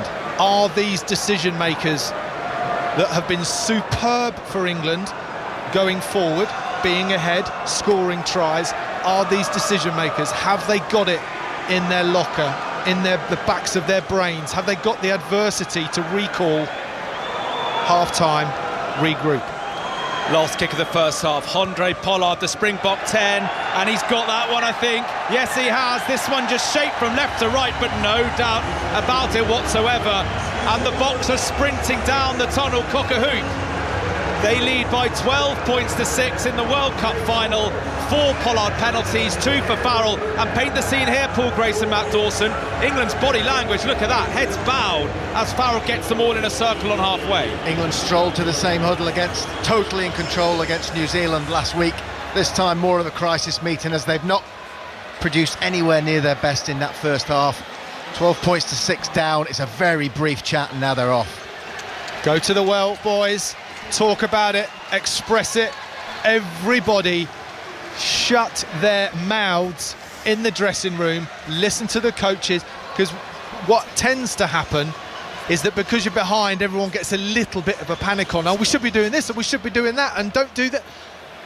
Shut it, take a breath, have a couple of minutes, let Eddie and his team regroup, change the shirt, change the shorts, get a new fresh kit and come out and be a new fresh team ready for that second 40. Well, Eddie Jones just gave Carl Sinclair a pat on the back as they headed down the tunnel. Sinclair off after just 3 minutes. South Africa have lost some players as well in Bonambi and Lou de Jager. It has been tough and it's been tense, and England are going to have to come from behind, which they've not done all Rugby World Cup. They've not had to, Sonia, have they? They trail South Africa 12-6 at half-time. And World Cups tend to be cagey affairs, don't they? This one is compelling. Despite the fact that we have not had a try in that first half, it's still absorbing. You can't take your eyes off it. Jamie Heaslip is down on the touchline, the former Ireland captain. What was the body language, particularly of the England players as they went in, given they were trailing, Jamie? Yeah, you know, South African players, we all saw that, like, ran straight off, almost sprinted off the field. England got in a little huddle, and then Faz straight away comes out of the huddle and leads by example, you know, puts a bit of pace in them coming off. A lot of the subs on the bench giving them pats on the back, but, you know, there's an energy around here. There were championship minutes, you know, South Africa go in 6 points ahead. Big minutes, and this English team now is going to be under a lot of pressure to get back into the game, and they just got to do the basics right and build into the game, because when they're doing it, they're getting advantage and they're getting into the right places. That's Jamie Heaslip, used to be captain of Ireland. Matt Dawson, before kick-off and the two teams were warming up, we were watching the South Africans going through their paces, and this side of the pitch on the left where England were warming, well, they just weren't there. And now we're just hearing that there's a suggestion that they were 15 to 20 minutes late to the game, and that's why they weren't there, because they were stuck in traffic somewhere. That performance in the first half, is that of a team whose minds are slightly scrambled because of that? Well, Sonia, I'm going to jump in ahead of Dawes and just say that as the clock ticked and we were going through our pre-match stuff, we got to the hour. And normally Elliot Daly's out there bang on the hour. George Ford and Owen Farrell are out there bang on the hour, and they're going through their routines. I thought, oh, that's slightly strange. Or maybe they're thinking with the extra adrenaline they might get through being really clever, they might get through 2 or 3 minutes quicker than normal. But they were a full 10 minutes behind schedule for me from what's been their norm through this tournament. And that's more than 15 minutes late. For them to be rushing out, I mean, they're going to give the team plenty of time ordinarily to sit down in the changing room, check out their locker, have a wander around, soak it up, do a lap of the pitch, you know, look at the crowd and get a feeling for a World Cup final scenario. So they were very late, very late, I would say. I'm not sure that gives an excuse for that first half of a performance, because there were just some key decisions. If you're playing rugby league and you're not going through the sets, you're not going through the sets of 6 tackles, you are not going to compete at the game. And at the moment, England are not going through the sets. They're not getting into the opposition's half with control. When they do, they look dangerous. And that opening period of the game, I know every little microscopic piece of what if has been gone through. And then you get into the nightmare scenarios of, OK, we're late, but that's not a disaster. 2.5 minutes in, you lose your tight head prop, who gets knocked out and is out of the game. That is one of those scenarios that is, if you're going to make what happened in turning up late worse, one of the things that you, fingers crossed, every single England fan and player would be hoping for a good 50 or 55 minutes out of Carl Sinclair. He's gone in 2.5, and that definitely plays on your subconscious at least. How did England not score on the 30-minute mark? 25 phase. I think Dan Cole's head was over the line at one point. I mean, there must have been England fans in clubhouses and pubs across the country thinking, this is it, and then no. Tremendous defence from South Africa, a little bit of impatience from England. We've mentioned it quite a few times. They haven't gone to England, have not looked over the edge in this tournament. Okay, they haven't stood on the precipice and thought, what happens if I make a poor decision right now? What happens if I go off script? What are the consequences to it? They haven't had to. They may have done now and again when they've had a lead, but it hasn't really counted. And that was always going to be a slight concern. And if you're in the South African camp, you'd talk about it. You'd say, well, no one has really tested. We expected New Zealand to test England. Nobody has tested England. And South Africa have stepped up to this World Cup final mark. And in that 30 phases, Sonia, that you mentioned there were probably 3 times England could have moved the ball wide. They chose to do it on completely the wrong one, handed the initiative back to South Africa. Well, if England are going to win the Rugby World Cup, they're going to have to do it the hard way by coming from behind. And as Matt Dawson has said, they haven't had to test themselves in that really high-pressure scenario yet in this tournament. So we will see what this England team are made of. We will be straight back for the second half in Yokohama with South Africa currently leading 12 points to 6. But now it's news time on 5 Live with Sarah Green. On digital, BBC Sounds, smart speaker and online. This is BBC Radio 5 Live. The government's decided to stop all fracking in England because of concerns about its impact. It follows a report by the Oil and Gas Authority, which highlighted the difficulties of predicting tremors. David Cox is an energy analyst. I think really they're stating the obvious. I mean, geology isn't an exact science. When you drill into anything under the ground, you're not going to be sure of what's going to happen. What you have to do is do the exploratory drilling and then test and see what actually happens in practice. The idea that you can drill a well and predict what's going to happen is frankly fantasy. 2 boys aged 16 and 17 are being questioned on suspicion of murdering a man in Rugby. The victim, who was in his 20s, was stabbed on Thursday evening. Vietnam's appealing to other countries to work together to stop human trafficking. It's after Essex police confirmed that the 39 people found dead in a freezer lorry were Vietnamese nationals. People across the UK are being invited to join a citizens' assembly on climate change. Letters are being sent to 30,000 households before the assembly meets for the first time next year. Ideas about reducing people's carbon footprint will then be passed to Parliament. Emergency services in California are trying to bring a new wildfire under control. It's the latest in a series of recent fires that have caused evacuations and power cuts across the state. And the Met Office is urging organisers of fireworks events to take extra care as strong winds are set to spread across much of southern Britain. There could be gusts of up to 70 miles per hour later and 4 centimetres of rain. This is BBC Radio 5 Live. On digital, BBC Sounds, smart speaker and online. A look at the roads on Merseyside. The M57 is closed in both directions because of a police incident between junction 6 at Kirby and the A59 Switch Island. It's been closed since 6:45 last night and will be shut until around midday. In Suffolk, on the A14 Orwell Bridge, that's closed in both directions because of strong winds. It's between junction 57 at the Nacton interchange and junction 56 at the Weirstead interchange, but there is a diversion in place. And Kent, the M20 eastbound, heavy traffic there because of a breakdown at junction 9 at Ashford. 1 lane's blocked on the exit Slip Road. Sarah Green, 5 Live Travel. On BBC One. After hundreds of years, no more oppression. No more darkness. The child is destined to be important.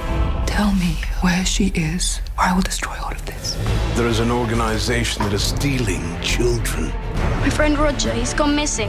Roger! There are things that you're better off not understanding. I'm ready to fight. One girl will change worlds. Who is Lyra Balakwa? Philip Pullman's His Dark Materials. Sunday night at 8 on BBC One. This is the one. It's coming back for Johnny Wilkinson. He drops for World Cup glory. Yes! It's over. He's done it.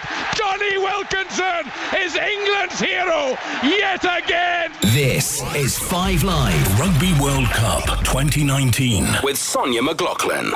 And will it be World Cup glory again for England 16 years on? We shall see. They're trailing 6 points to 12 against South Africa at half-time.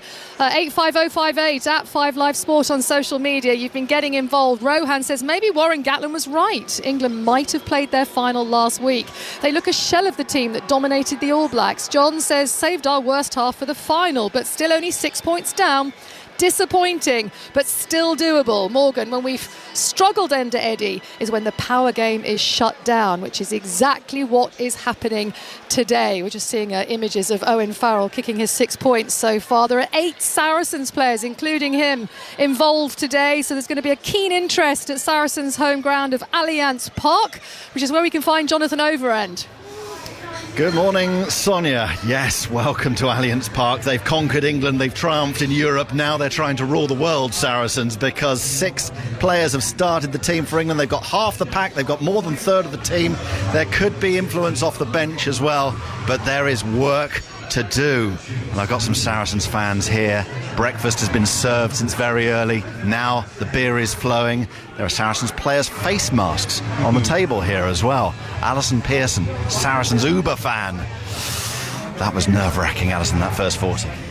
Really, really tense, but I'm confident we can do this. We're used to being in these tense situations. I'm pretty sure when the boys come back out after their half-time talk, Owen will have really roused them, and we're going to come back out and we're going to do this. Steve's here as well. It's impossible to put ourselves, Steve, in the position of those players, but it's a different England, isn't it? It's almost an unrecognisable England from what we've seen in the last couple of matches.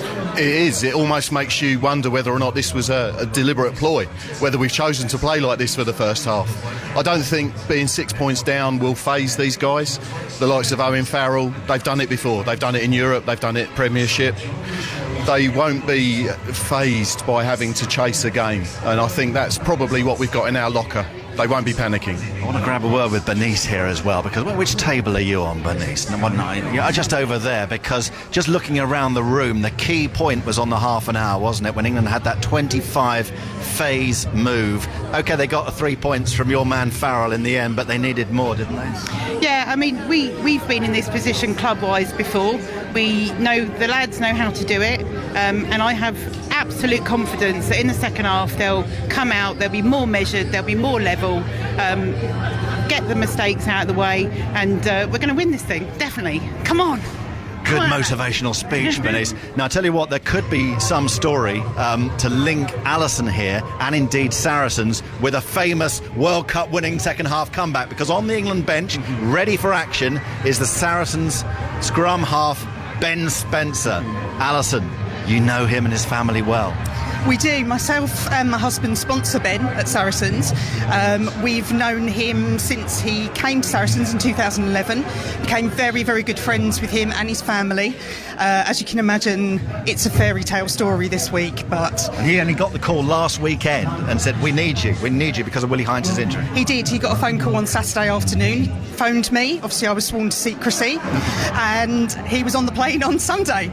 Unbelievable. And most of his family have gone too, is that right? They have, yeah. They've. It's a bit like planes, trains and automobiles. They've been all around the world trying to get to Tokyo. So there's Jordan, his lovely fiancée, his 2 children, Millie and Oscar.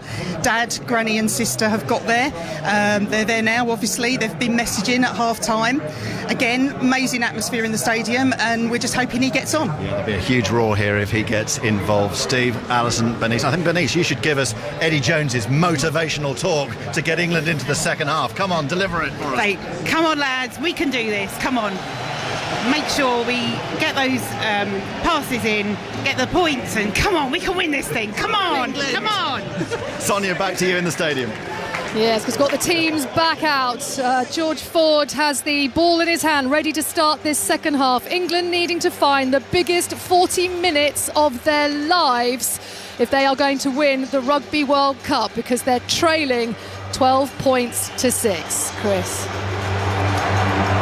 The 48th and final Rugby World Cup match of this magnificent tournament. The final 40 minutes as England make a change. Courtney Lawes off, George Cruz on. The thoughts of Matt Dawson and Paul Grayson on that in a moment, but England trail by 12 points to 6. Remember, the Springboks haven't yet scored a try in a Rugby World Cup final, but they're 2 from 2 in the main event. As referee Jerome Garces says, let's go to work. 40 minutes remaining of the World Cup as Ford goes long into the 22, straight down the throat of Pollard, who clears to touch with ease. And England, through Elliot Daly, gather just inside their own half. He swings it to the right. Ford, kicking strategy from England. Long, but easy for Pollard, who calls the mark. Poor restart from England. Long and in field again. If it's not Vermeulen carting it back, the big number 8, it's Pollard looking to belt it down the pitch, lets England off by missing touch, and then Ford over hits his up and under. The exact opposite of what you want to settle the nerves at the start of the second half. That worries me. I mean, you've got one decision, total control, your kick-off. You know where the ball is going to go. Why would you not put it in a place where you could challenge and make a mess of things from the first second? Matt Dawson and Paul Grayson with us. Jamie Heaslip on the touchline. England bang on the halfway through. George goes long and finds Cruz. Good drill. Young's now forward. Tuolangi, but a little bit on their heels, England in attack. Tuolangi takes a few box with him. One of them Pollard. Now halfway line. Farrell goes inside to Curry. Slightly better from England the opening stages of this second half, but the Bulls have messed at the ruck. So Daly is charged down by Khaleesi. Ford now finds Mako Vunipola. Mako Vunipola with a head of steam. Just inside his own half rim, England trail the World Cup final. 12-6, Ford. The ball has been loose, hasn't it, a lot of the time to Ford. Johnny May now tries to find some room down the left touchline. Youngs finds Underhill, he's the dummy runner. Instead it goes to Ford and then to Mako Vunipola. The Springbok defending, as you would expect, is robust on the gain line. So Ford has to kick high into the Yokohama night sky. Bit of a tester for LaRue, who takes it and immediately goes to ground. Quite clever actually from LaRue, didn't even want to take the contact and risk being held up. 42 minutes gone. De Klerk with the kick down the right-hand tram line, taken in easily by Daly. Throws a good pass infield to Ford. Ford goes one more to May. Is May going to back himself? He can stand up Khaleesi maybe. Instead he tries to go around Am as Khaleesi hugged this right-hand touchline. The Boks are all over England's ball at the breakdown. And Jerome Garces is happy for them to have a dabble. Maro Itoje deep to Ford. That's loose, but there are numbers for England as Daly goes wide to Curry. He's got to get it to Watson. And he does get it to Watson out the back, but maybe it could have gone earlier, Matt Dawson. It had to go early, give it to the wheels, get in support. Better pace though from England. Loads of phases for England, but they're still around about the halfway line. The World Cup final on the BBC. Good ball to Underhill from Billy Vunipola. Now he goes over the halfway. Ben Young's left to Ford on the gain line. Deep to Daly, tries to get round Am and tries to get round Colby. Good strength from the diminutive Toulouse man, Cheslin Colby. Not seen much of him with ball in hand. He's a danger man for the Boks. Still England ball, plenty of faces in this move.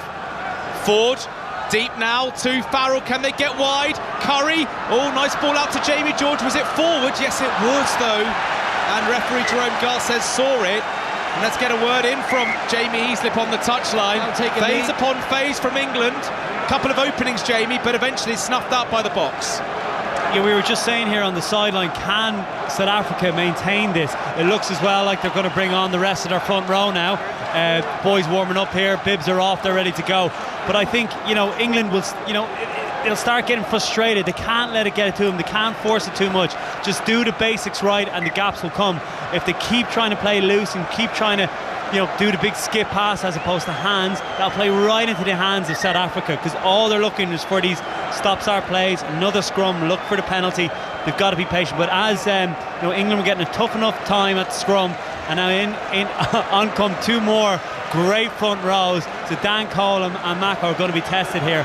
Are they going to be able to change the momentum at scrum time, or is it going to keep going South Africa's way? There have been a couple of opportunities for England where they've just made a couple of metres. Sam Underhill taking the offload there and getting in behind, and then England feel like they have to score from that initial break. Just needs a little bit more flow, go through a couple of more phases of positive gain line momentum, and it will be blatantly obvious for England, but they're just trying to make the killer move too early. And they're bending the South African back three when they've got some pace on the ball. They need to keep their kicking game as part of their thinking. Big moment here, the first scrum of this second half. If you're just joining us, South Africa have marmalised England's scrum and they're up to it again. Penalty Springboks. It's every time, and it's hugely worrying for England. Penalty South Africa. Listen, it's very, very simple. The picture has been painted for yourself. What's Eddie going to do? Is he going to make some changes? How is he going to change it? If you're in the front row now, Mako Vunipola, Dan Cole, you are drawing on every memory you have of being in a team that are on the retreat. How do you go about it? How do you coerce the referee into thinking it's their fault? How do you hit an angle? How are you possibly going to stop this huge green machine? It's as fierce as a Springbok scrum as I can remember, going all the way back to the Lions in '97 when the pack were just absolutely brutal. Second test they came out, you'd never seen anything like it. The Lions managed to get away with it then, but they've got England in a vice-like grip at the scrummage.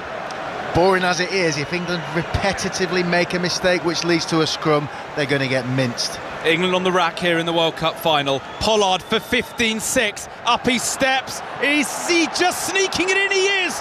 What a kick, Andre Pollard from 47 metres. It wobbled on the left-hand upright and then drifted through the middle, and England are reacting. England are reacting to Marks and Kitsoff and Koch, who are all on. Joe Marler is coming into the fray on just 45 minutes, Matt Dawson. Yeah, shades of 03, bringing on Jason Leonard when the scrum's not going right. It just changes the view, changes the voice. I tell you what, England have got to start cheating. In that scrum, whatever it takes, you've got to start creating some penalties, creating something for Garces to see. Ben Young's get in his ear, point at the South Africans, look what they're up to. You've got to gamble right now. 5 penalties from Pollard. South Africa lead 15-6, and in a World Cup final, 9 points is a mountain to climb as Cruz takes it, the replacement, and drives almost up to the 22. But Marks is on the ball looking to steal, and they're being able to play the ball, aren't they, South Africa, and just slow England up. Either way, England have it. Ben Youngs comes to the right. George Ford, big rush defence, South Africa. Peter Steff hurled himself out the line. England, though, only 30 metres from the Bok goal line. Tom Curry, but look who's in there. Peter Steff the toit again. What defence? Can Curry get it to ground, or is it going to be a turnover? Honestly, guys, South Africa are bossing England physically here, and it's another scrum to South Africa. Yeah, on the gain line again. England making no inroads. People like Billy Vunipola, step up, my man. You have to step up, not just in the way that you're playing with your physicality. Start using your noggin. He's got to communicate to the rest of his team. Right now, any other number 8 in the world is taking a grip of this game and making sure strategically England are in the right area, but physically around the fringes. And now England are going too wide and getting isolated. Held up, maul called, South Africa ball, Marler on at loose head.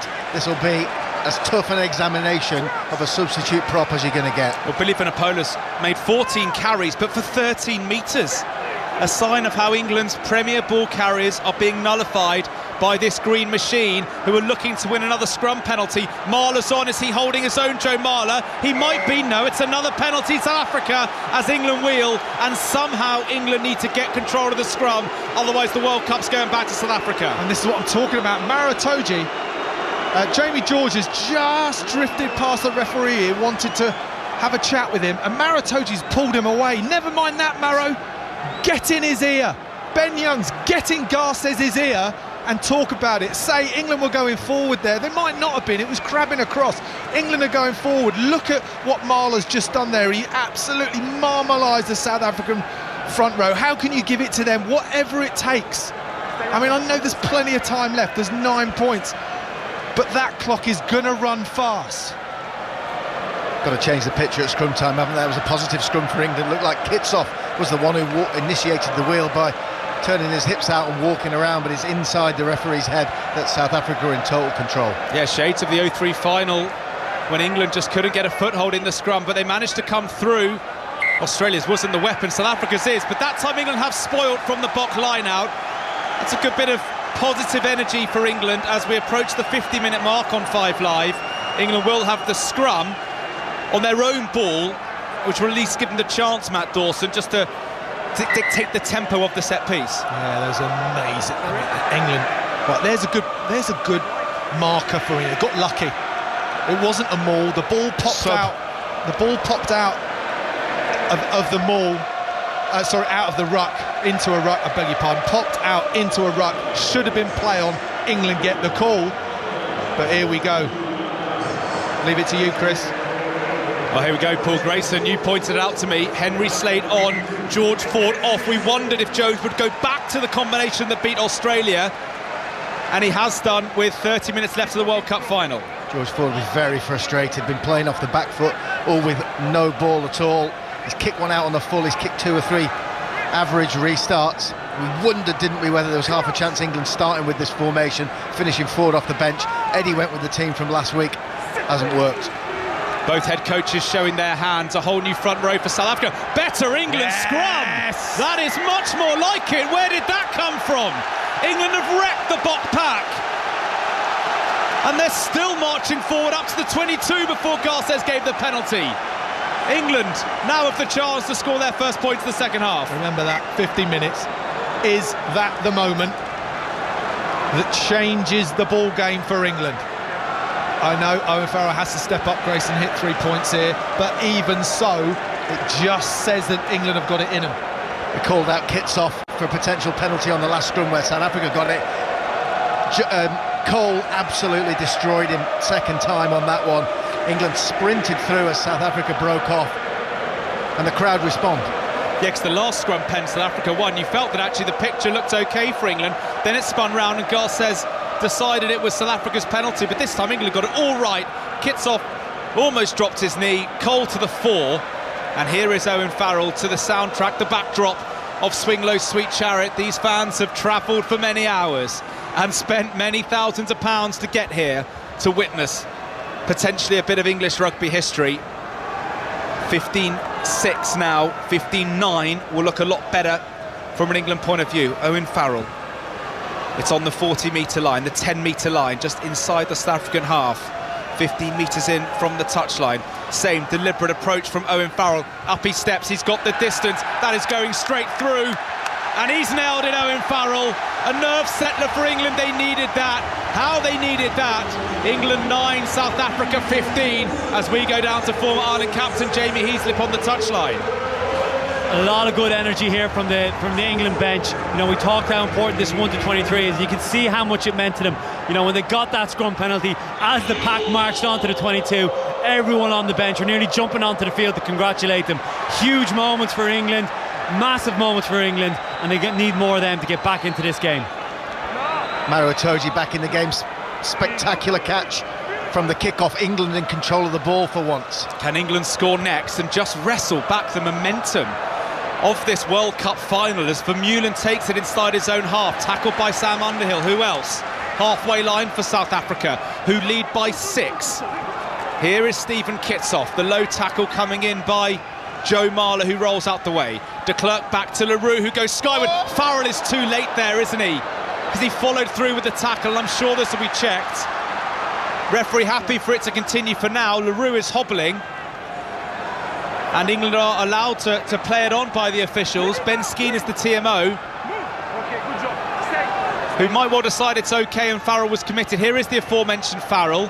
He kicks it down towards the Springbok 22, where Pollard takes it, tries to step round Watson. Good tap tackle by Anthony Watson, just flicking the heel of Andre Pollard. England win the penalty. Matt Dawson called it.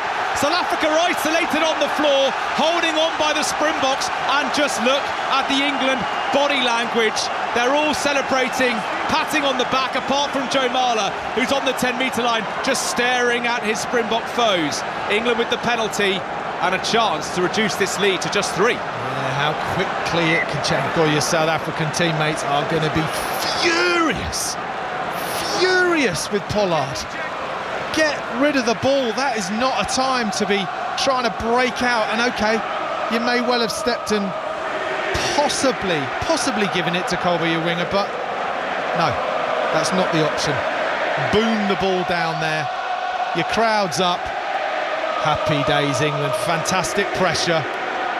Nice tactics, nice exit, good box kick, great tackle. It's simple. All a bit normal, that, wasn't it? No gimme this kick though, Chris. What, 39 metres out, it's only 7 or 8 in from the right-hand touchline. And only 26 minutes left of the World Cup final. It's getting serious now. Wherever you're listening to us, at home, in the car, out and about, on your mobile app, stay with us. 26 minutes left. England 9, South Africa 15. Farrell, though, to cut the lead to just 3. It's arguably his hardest kick of the 4 so far. His arms just rocking back and forward, hanging in the Yokohama air. Now there's that chest puffed out, the deliberate approach. Up he steps. Is he sneaking it in? No, he's pushed it to the right. He's pushed it to the right. And we stay at 15-9 South Africa.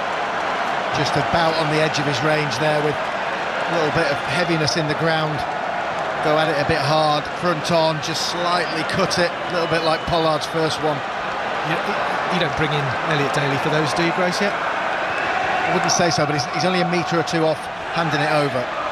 Right, who's scoring next in the World Cup final? South Africa have the ball. Nice offload, Etzebeth. Out to Marks on the right touchline. De Klerk finds Franco Mostert of Gloucester. Advantage over after England's knock-on. The Timo did check that Farrell tackle on LaRue and decided it was okay. That's a clever kick from LaRue. Sends Daly back up against Mapimpi. He kicks. It may have been charged down partially by South Africa. No, it wasn't, and it will be a Springbok line-out, will it? Only 25 metres from the England line. Clever there from South Africa. Once they'd made the break down the right-hand side, Willie LaRue got himself into the fly-half position. Anthony Watson's high in the line. Daly's not sure whether it's Pollard or LaRue. Why is Watson high in the line there, Grace? Doesn't need to be. You know what they're doing. South Africa go from the line out into centre field. Another South African score would negate that good England phase. Rolling maul. They've set a maul up on the 22. They just stood and all of them are going. It's a penalty, South Africa. Clever tactics from the box. They lead 15-9. The gap is 6 as Pollard hurls it out to Colby. A little bit of space for Colby. He steps inside Daly. Good tackle by May. And we're going back. England are offside. And just talk us through that tactic, Paul Grayson. They took static ball South Africa and just set them all up. Off the top of the line out. Down and give it to Damien Dialende. He gets them on the front foot. You possibly use your open side flanker to be on the clear with the other clear. It'd be your outside centre, and then 7 South African forwards just stood to the left of the ruck. That's the oldest of old school, and in open play they set up a maul. England just tempted to try and stop it by any means, give away the penalty. It's old school, but I mean, as far as a coaching clinic right now, Erasmus is giving it to Eddie Jones in a big way. He's cunning, and you just felt all the talk of South Africa being a boring team devoid of ideas. Erasmus is too experienced and too smart to just turn up to this World Cup final without a plan. Pollard's not missing today. He slaps it through. England 9, South Africa 18. And when do you start to get worried, Matt Dawson? About 50 minutes ago. And South Africa have come out and played a magnificent tactic. It's theirs. It's theirs for the taking. Only silly little errors like Pollard made earlier is going to let England back in. England have got to chase, haven't they? It's a different ball game. Penalty England though, as South Africa go in at the side. They won it really comfortably from the restart for Mullen, but they've committed an offence, Paul Grayson. And how important is that for England? Concede 3. And a meat and drink chance for Farrell now to take the gap back to 6. That's the first restart England have taken where they've got any chance of competing. Vermeulen's coming forward, has to jump to catch it, and then Manu Tuolangi, as he hits the ground, absolutely levels the South African number 8, and they seal him off to try and keep the ball. Just shows though, Dawes, 58 minutes, England have kicked off 6 times. That's the only one where they've put any pressure on South Africa. It's as if some of us old pros actually know how to play rugby, isn't it? I mean, it's amazing. It sounds so easy when you are in that bubble of the game and the coaches are in the bubble of their bench. Everything looks so complex, and you're remembering what you've gone through the week and thinking, well, that's not working. Well, do it again. That's not. Rather than just taking a step back and just having a much more broader view of what's potentially could work for you and what won't. Farrell, 17 metres in from the touchline on the 22. He has kicked so many of these in his career as Mark Wilson and Luke Cowan-Dickey are stripped off, ready to come on. Owen Farrell up he steps, and he snuck it through. Maybe not his most convincing strike, Farrell, but it's good enough. He missed his last one. He doesn't miss that one. Hour gone. England 12, South Africa 18, the gap still 6. The gap is still 6. You feel though that for England to really start to squeeze South Africa, they've got to score next. They've got to be clean out of their own half, do what they did the last time they were in here. couple of phases, bang it long, force a mistake from South Africa and get back hold of the game. Yeah, I'm backing England all day long. If they are within a chance, within a score, 3 minutes to go, get a bit of possession, you can back England, we can get behind them. Billy Vunipola, one of the biggest men on the pitch, tackled by one of the smallest in Cheslin Colby, but Billy Vunipola has set it up. Hour gone in Yokohama. A gorgeous, mild evening. Good kick. 20 miles from Tokyo. Good kick, that one by Youngs. Vermeulen takes it, Matt Dawson, and it's bundled into touch. England have the ball back. I mean, that's top draw, Ben Youngs, right there.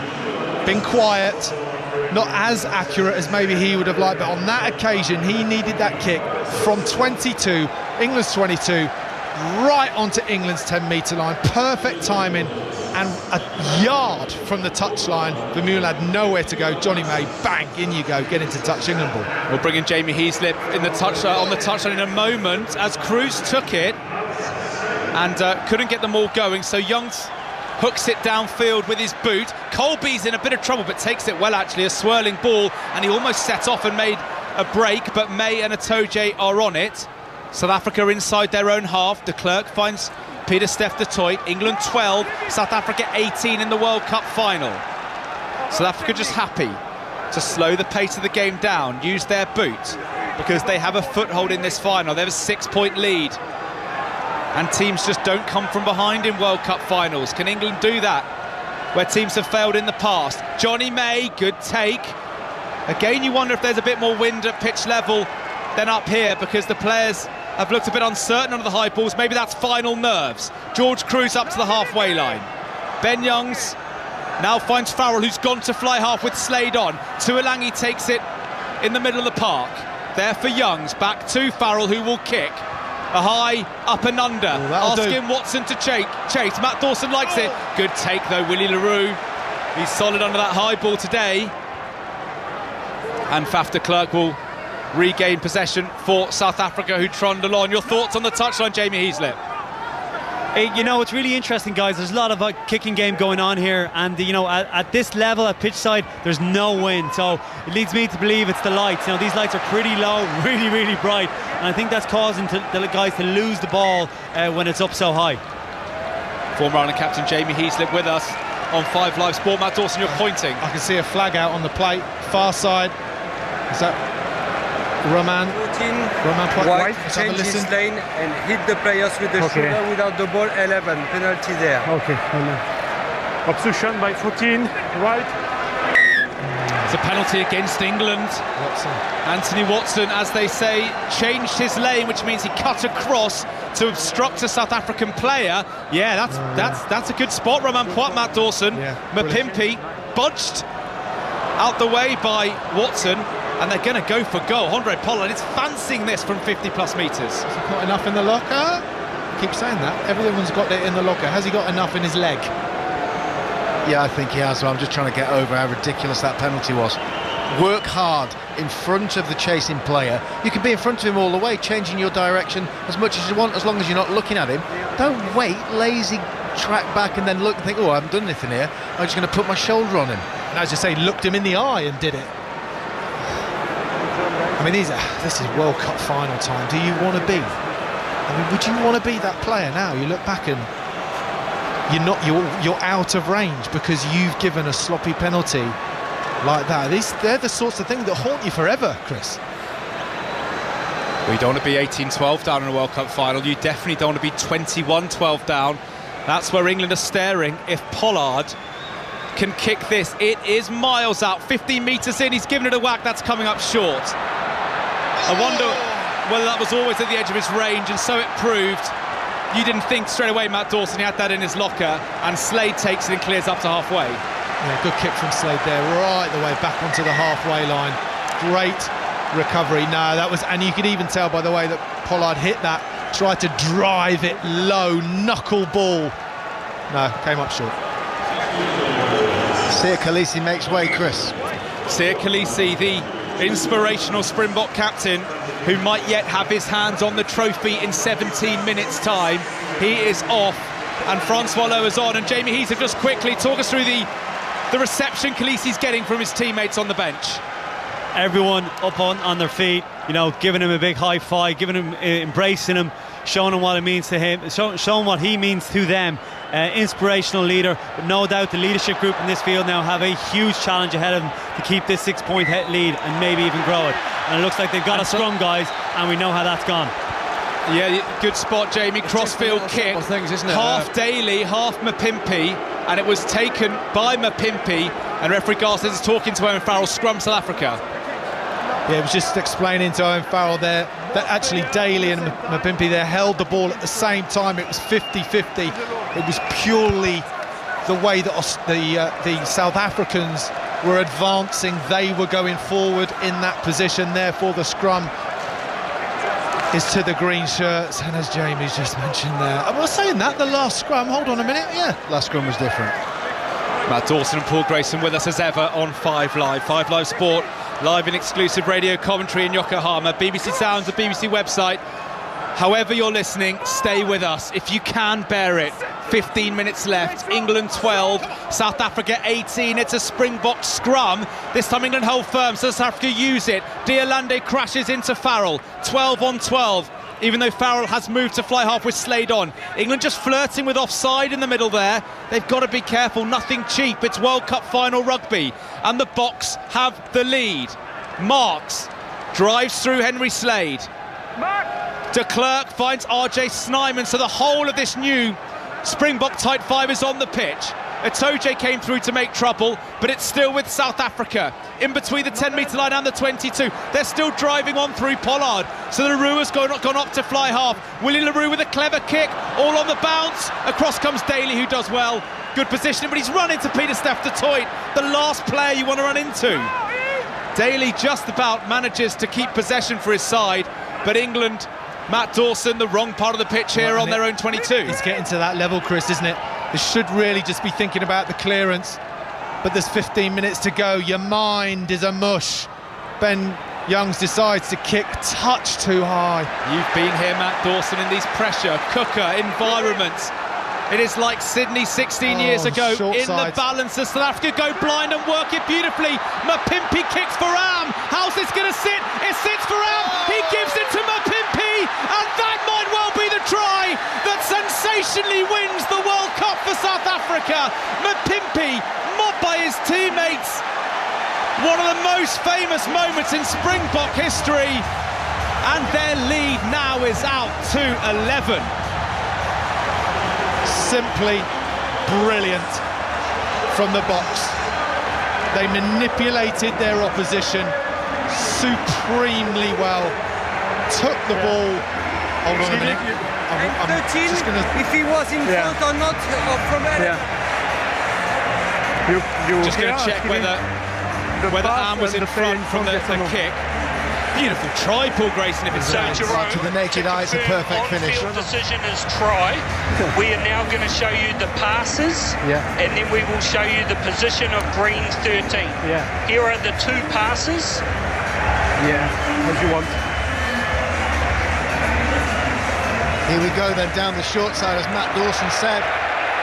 The pass from Marks to Mapimpi outside him. A take and give. On-field decision was try. So Garces is the man. He's onside for the chip. 13's onside for the chip. No problem. So whether that short pass was forward or not from Marks. What do you think, Grace? From the camera angle, it's so hard to tell. Nothing clear and obvious? For me, nothing clear and obvious. Stay with your on-field decision. Okay. Try's coming. It's given by Garces. And look at the reaction of the Springbok fans. They're dancing for joy in Japan. Mapimpi and Matt Dawson, you called it down the short side. They went blind, they cut England up. Again, England not expecting it because they're waiting for the kick. I've got to say, Faf de Klerk has been brilliant today. All the stick he's had over the last couple of weeks about, just kicking the ball, getting rid of it, doesn't know his fly half.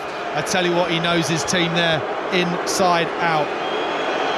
Well, there are boos from the England fans, but I wonder if they're more in frustration than anything else. Pollard slams it through, of course he does.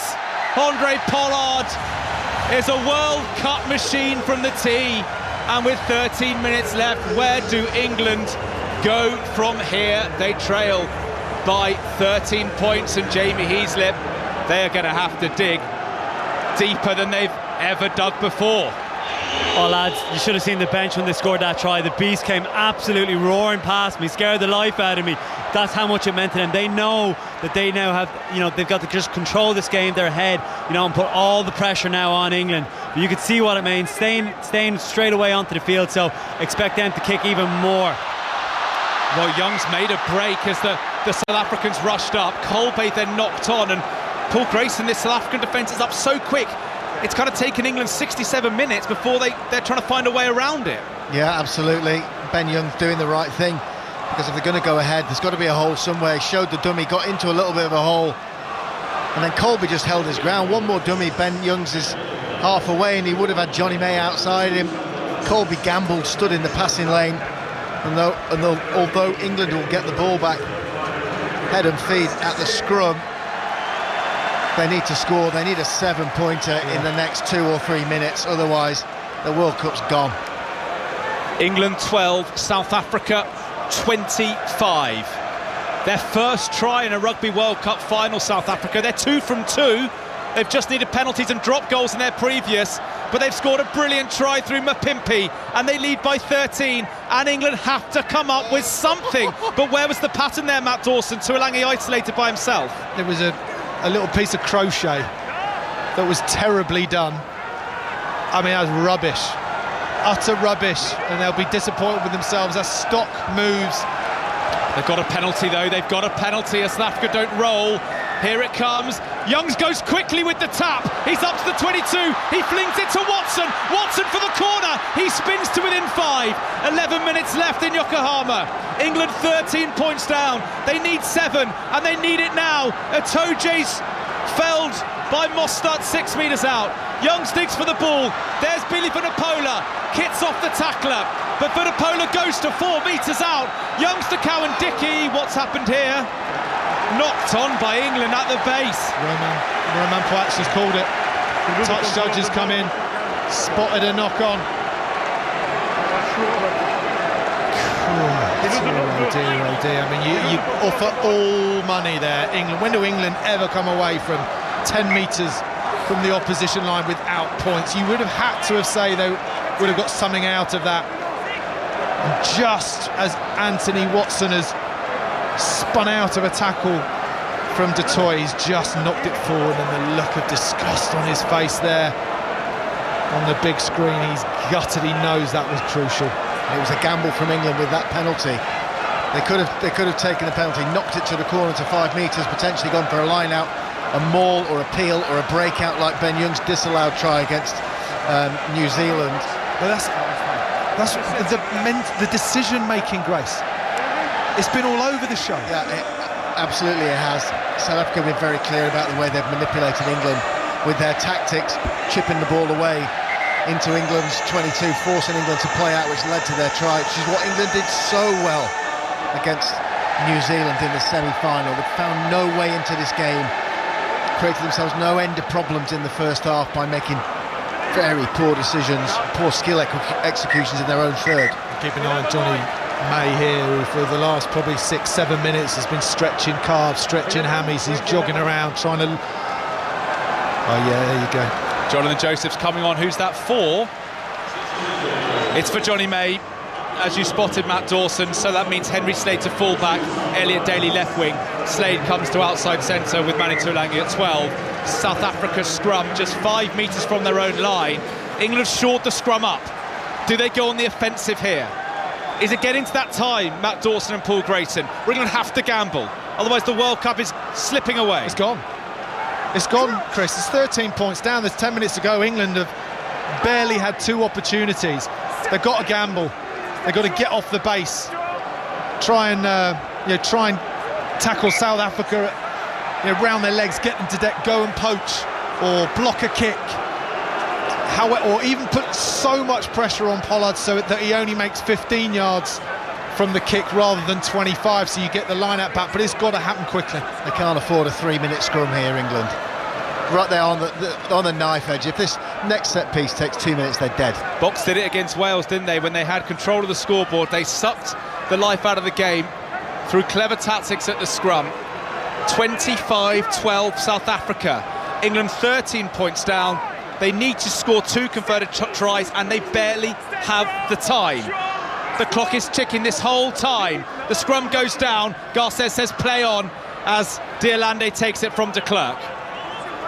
Faf de Klerk has been masterly today. He's not going anywhere for the next 9 minutes.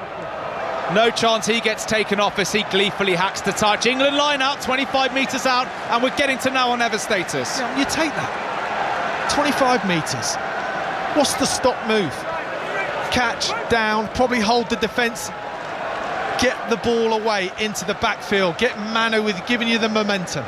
Off the top of the line out, but Young's had to pick it up from his bootstraps. Now here is Manu Tuolangi with that momentum, but he's hit pretty hard on the gain line, and this tackling from South Africa has been inspired. Luke Cowan-Dickie, what a moment for the young extra hooker. 10 minutes left of a World Cup final. Farrell goes wide to Daly on the wing, but South Africa have got his number there, and he's knocked it on, and the World Cup is slipping away from England for now. Definitely, it's hard to see where England go from here as Steyn hacks it downfield, and captain fantastic Owen Farrell has to try something. 10-metre line, he finds Henry Slade, but Peter Steph de Toit is up there. This guy is a machine, de Toit. Ben Youngs digs for the ball, but it's slow. It's really, really slow for England. And they're up to the halfway line barely through George Cruz. Look at the clock, 72.5 minutes. England have to deliver something. Jonathan Joseph, but Curry overran it, and he's tackled. And England, dare I say it, Matt Dawson looking devoid of ideas here. Yeah, it's South Africa. I don't know where it's come from. It's come from the gods.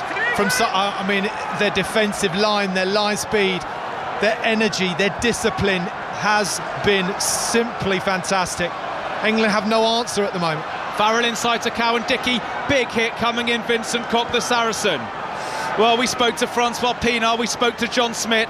They said it'd be bigger than 95. The Springbok nation behind South Africa as Daly knocks on, and Colby is streaking down the touchline, and he's sewn up Farrell. Colby! Cheslin Colby wins the World Cup for South Africa. Look at the scenes on the bench as Khaleesi is mobbed by his teammates, and on the pitch Colby is engulfed by those on the field. South Africa have destroyed England in Yokohama, and it's going to be another day for the annals for South African rugby.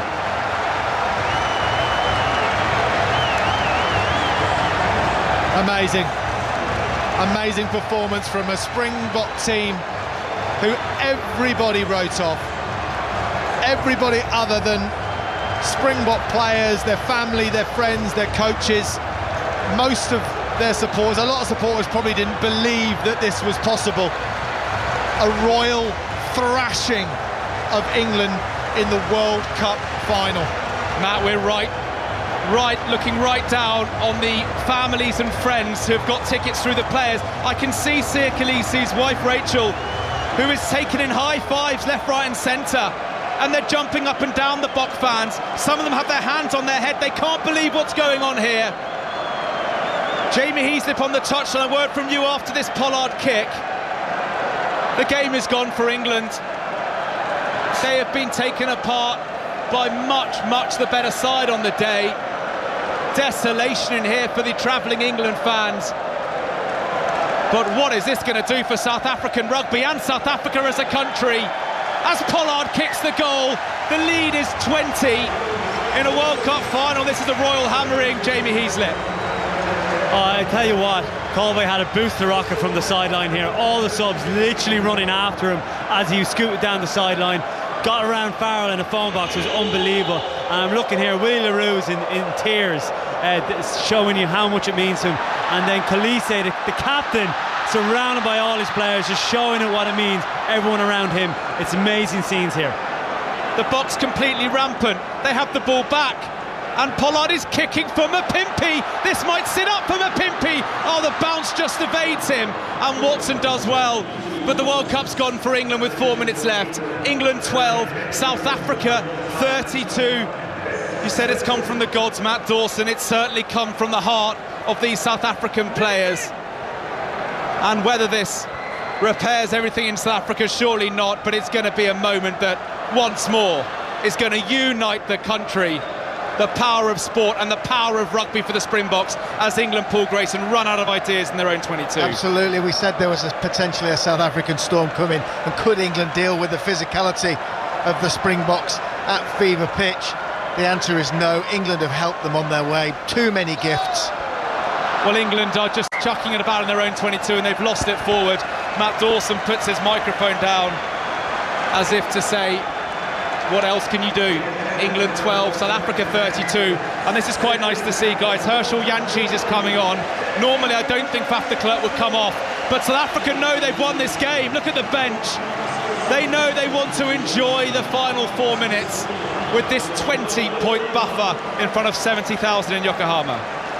They've been tactically brilliant today, South Africa. They've played quick when they've needed to and had opportunity. They've been brutal and physical when they had advantage in the scrum. They set up a maul in broken play to absolutely play to their strengths, but their defence has never been tested by England. England have not been able to generate the quick ball they did against New Zealand in the semi-finals. They've been beaten up, Matt. England have been loose, they've made errors, they've been indisciplined for the very first, minute?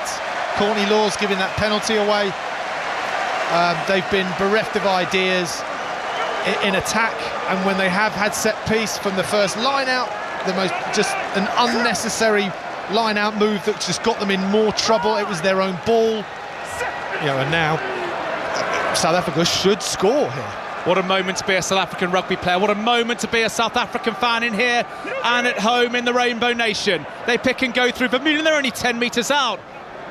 They can make England really hurt for the final 3 minutes. England steamrolled all before them until this point, but when challenged by the box, they had no answer. Pollard is back for the drop goal. Well, that would be icing on top of the icing on the cake. Jantjies is looking for Pollard, and Pollard just to twist the knife into England. He stabbed it to the right. That would have been some flourish, Paul Grayson. England with the 22. Yeah, flat out shank, but he won't care. He's had a great game, Pollard.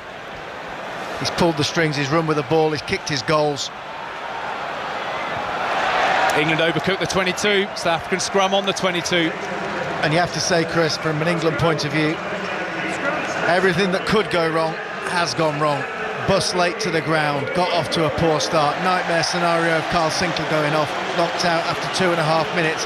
Every single cute play they tried to force out of their own 22 went wrong. The ball went to ground. The opposite is true of South Africa. Everything went right, everything they've touched has turned to William Webb Ellis gold. Yeah, the post-mortem will follow for England, but I wonder for the final 90 seconds whether we should just savour the scenes here. Look at all the South Africans down by the bench. Siya Kolisi hugging Willie le Roux, and look at Kolisi, look at that emotion. I don't think he quite knows what he's achieving here. We can see his wife just down below us, clutching one of their children in her arms. She's making her way down as well to celebrate with her husband as South Africa feed the scrum on the 22. To the right they come, and Pollard off. They gave it to Colby. He could have sewed England up again. We probably really didn't talk enough about that unbelievable try from Colby. Jamie Heaslip described it, turning in a phone box like he's done all year for Toulouse, and who's to say he won't be World Player of the Year tomorrow night. As Jantjies comes to the left, 45 seconds to go. England are beaten into submission by this Springbok machine. England 12, South Africa 32. It's another famous day for the Springboks and for the whole country of South Africa. There'll be millions at home looking on at this South African team, playing for them, playing for a nation. England despairingly trying to turn the ball over at the ruck, but it's not going to come back. It hasn't come back for them all day. 15 seconds left, and just look at the scenes on the South African bench. What an achievement this is. The heavy underdogs, but as Joel Stransky told us, this is where South Africa like to be. Written off, told they can't play, and they have produced a sublime, destructive performance to beat England and win the Rugby World Cup as Pollard lumps it out of Yokohama. And look at these scenes. Tendai Matarawira just jumping for joy. He can't believe it. None of the South Africans can believe it. Half of them are on their knees praying. England are on their knees for differing reasons. What can you say about that from South Africa?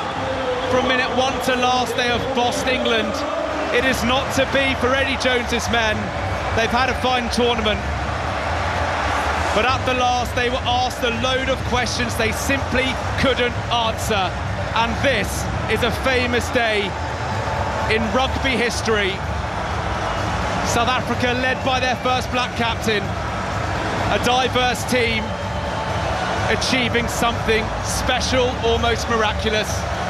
They have beaten England and absolutely thumped them in the process by 32 points to 12. And South Africa, deservedly, are Rugby World Cup champions. By an absolute streak, Chris. We talked in the build-up, we talked about the difference between the two teams. We compared it with Joel Stransky to 1995.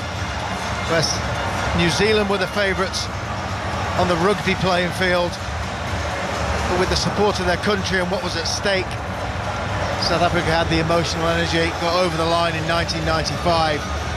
We talked about this potentially being the same. They brought an energy and an enthusiasm, a physicality and an accuracy that England simply couldn't cope with. That came from the backing of their president, from their country, from their captain, and that's an extraordinary level that they've reached. They were sensational today.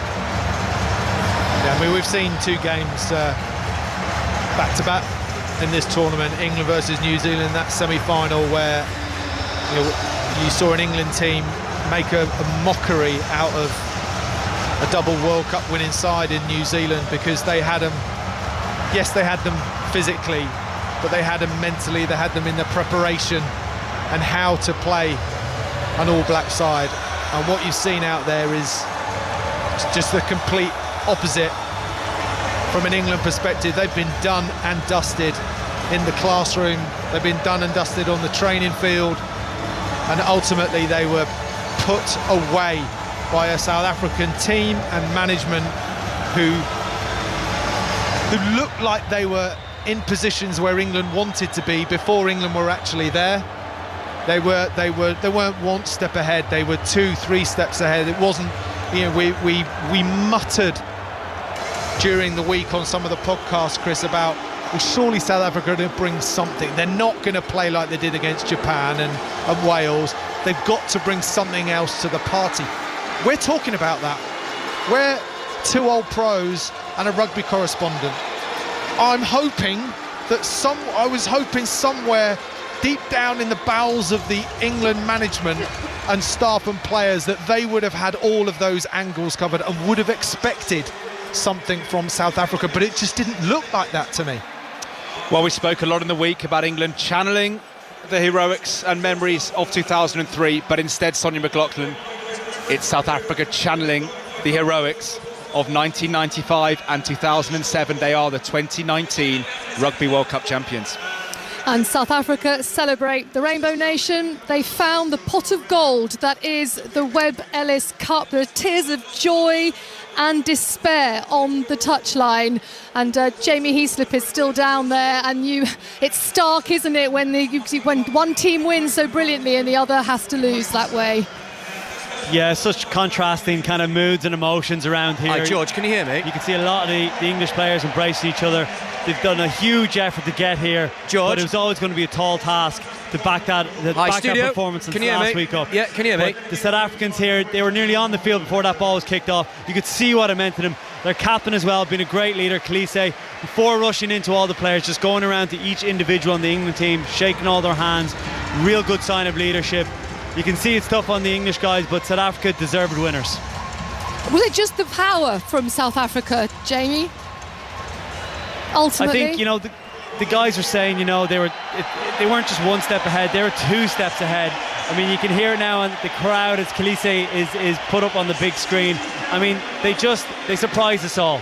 I mean, they have probably attacked more than England did. I haven't seen the stats, but they were running from everywhere.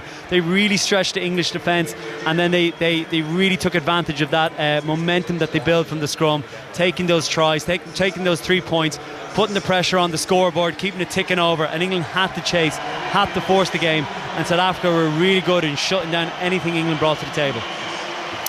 And they look like a small army of ants now out on the pitch, because you've got them all building the platform for the presentation, and in a nice nod to the fact that we're in Japan for the first World Cup in Asia. The platform... I'll interrupt myself and go down to Gareth Lewis, who I think has got George Ford. Yeah, Sonia, thank you very much. With George Ford, England fly half. Look, George, huge commiserations. Where did that go wrong this evening? Oh, look, we weren't good enough.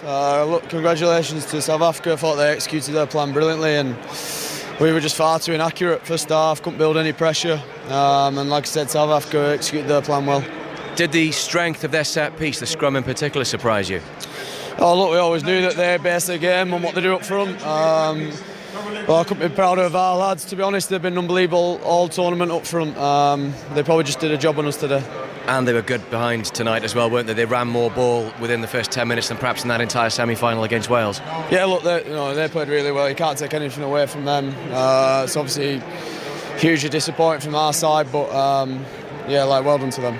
Do you take some comfort from the fact that up till today, England had put Australia, had put New Zealand very firmly to bed, and this one perhaps just one too far? Yeah, look, we're proud of what we've done this tournament, but we wanted to finish it off today, and we were nowhere near good enough to do that. But look, I'm proud of the lads. We've come a long way again. It's probably the most together squad I've ever been a part of, so we'll come back. Look, appreciate you taking the time. Thank you very much. That's George Ford, England fly half.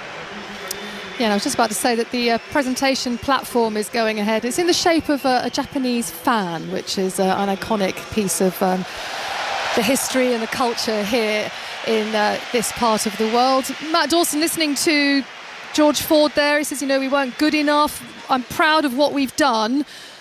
Is he right, or are there some question marks over this final performance? That England have been brilliant so far in this tournament.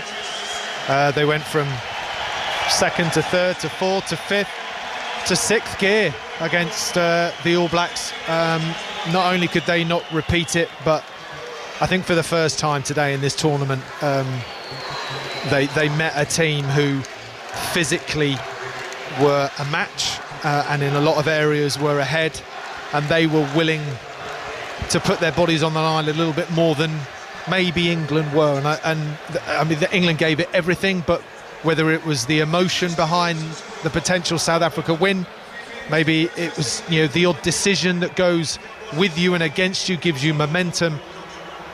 But even if you'd said to me that's how South Africa are going to play, I would not have answered, said they can survive that. I don't think they can go for 80 minutes in that manner. It was magnificent. South Africa, I think, are the first team to ever win it, having lost a game. They played 7 games. England only played 6 games. They played on Sunday, England played on Saturday. I'm sorry, but South Africa don't win that game. And if they do, they win it by 2 points. That's how enormous this victory is. They've just stuffed England by 20 points. With all of that going against them, this is one of, if not the greatest victory in a World Cup final. Let's go back and get further reflection from the England camp. You can join Gareth Lewis on the touchline. Yeah, one scrum half to another. Ben Youngs is with me, Sonia. Look, Ben, huge commiserations. The South African tactics today, were you taken by surprise at all? No, that's almost the heartbreaking thing, you knew that they were going to come through the front door, you knew they were going to be physical around the set piece, and we just couldn't deal with it. I just felt we never fired a shot in that first half, and we had big moment camped on their line, and we just couldn't get over the line. And then early, we regrouped at half-time. Half-time couldn't sort of come quick enough. I felt like it was a kick in the teeth, the penalty just before half-time. Anyway, we regroup and we start the second half. We get ourselves back in, and then the momentum shifts again. It's been a monumental effort from this group and Eddie and the coaching staff, and to lose like this, it's heartbreaking. You were really close to the action at the breakdown there. There were times when Owen Farrell seemed a bit perplexed as to what was going on. Were you happy with what you saw? Oh, look, I don't need to go in all that. Look, they've got guys that are very, very strong over the ball, and Van Meulen, and just when those guys start getting tired, they bring on Francois Lowe, and they're good at that trade, aren't they? I just felt like South Africa got us in that arm wrestle game, which is not what we wanted. We just struggled to get out of it, and We tried to shift the ball, we tried to move, and then our execution let us down. Look, this hurts. This hurts a lot, and it's going to take a while. But I need to also keep my level head and realise what a monumental effort from the boys. And there's a lot of great players here. And, we've come a huge way in 4 years. So although I'm heartbroken, I also need to remember how proud I am to be a part of this group. And when the dust settles, England are on an upward trajectory, aren't they? I have no doubt about that. So there's plenty of great players in there, and this will keep the boys hungry for a good while. Yeah, pleasure to speak to you. Thank you very much. Thanks to everyone as well for this constant support back home. Thank you.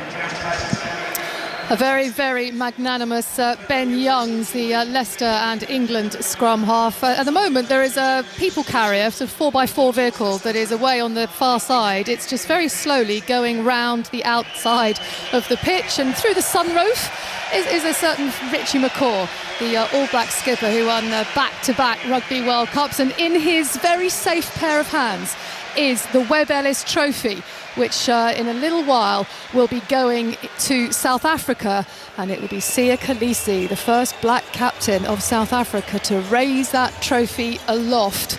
And what a significant moment that is going to be in the history of both the Rugby World Cup and the country of South Africa.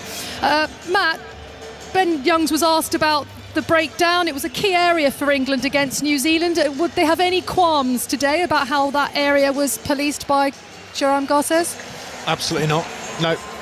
There's no question marks at all. No fingers being pointed here. England were, they were taken apart in many areas today. England looked, for the first time in a long time, looked rattled from very early on, when maybe they were just trying to break the line or score the try a bit too early, rather than just being patient. For, you're a World Cup final. This is not just going to happen. Everybody, if you think that South Africa are 100%, they're going to play at 110%, and therefore you need to go through your patterns. You need to stay on script. And unfortunately, Grace, I just thought there were a lot of players that didn't go on script and actually started to play their own game rather than the team game. Yeah, I'll go back to Mike Tyson's quote. When you go to fight against him, everybody's got a plan until they get punched in the face. And England's plan, with the immensity of South Africa's defence, it crumbled. We talked about in the week as well, Chris, about how England would cope with that physicality, whether they'd be cute, move the point of attack, kick the ball a little bit more, kick it earlier in the play, don't directly confront South Africa. We never saw any of that. Yeah, there's no answer to South Africa's rush defence. We're going to go down to Gareth, actually. He's got Eddie Jones with him. Gareth. Chris, thanks very much indeed. I was going to have a quick word with Eddie Jones. He's actually speaking to John Smith, former South African prop and hooker. Eddie, huge commiserations. Really sorry about the result today. You're live on 5 Live. Where do you feel that it went wrong? Well, we just couldn't get on the front foot. We struggled to get on the front foot. We were dominating the scrum, particularly the first 50 minutes. And when you're in a tight, penalty-driven game, it's difficult to get any sort of advantage. Ben Youngs has just said he couldn't wait for half-time to come quickly enough so he could regroup. What did you say to the boys? What did the boys say to each other at half-time? Well, it's just trying to get on the front foot. We need to fix up the scrum. We need to fix the little things around the line out, and then get a little bit more accurate in how we attacked. And we did that for a while in the second half, got ourselves back into the game. But then, at the end we had to try to force the game, and we gave them a couple of tries. Tough all day at the breakdown as well, ironically, given what you did to New Zealand last week.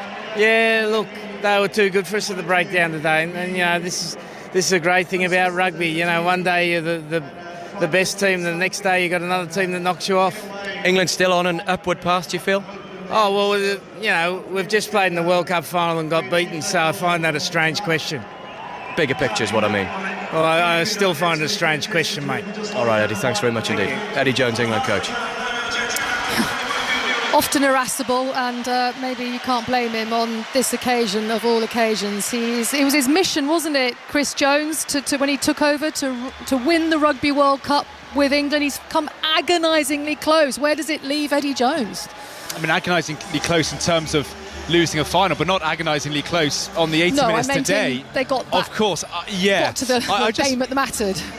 I just think Eddie Jones played such a blinder before the quarter-final, such a blinder before the semi-final. Part of me was surprised why he didn't mix things up for the final, just because changing winning teams is what Eddie Jones has done throughout his 4 years. And we heard Ben Young say, oh, we always expect them to come through the front door. I think they came through the side door and a bit the back door as well. I think there was more complexity to South Africa's play, and I don't think England expected it, which is a strange thing to say, given how well prepared they've been for their opposition all World Cup. I think South Africa came with things that England couldn't cope with, and that surprised me. And with that, the lights have gone out, which, could be a metaphor for England's World Cup, couldn't it? Because the presentation is going to start as that vehicle that was carrying Richie McCaw heads towards the tunnel area, and I think there's going to be a reveal here, I think, because we know it was Richie McCaw out of the sunroof, but the question is, and the cameras are closing on this vehicle, who was driving Richie McCaw around the pitch? You could hear, I think, on the public address system, dressed in an exceptionally smart suit. He takes a handshake from Richie McCaw. It is the captain of Japan, Michael Leach, and what a fantastic tournament Japan had.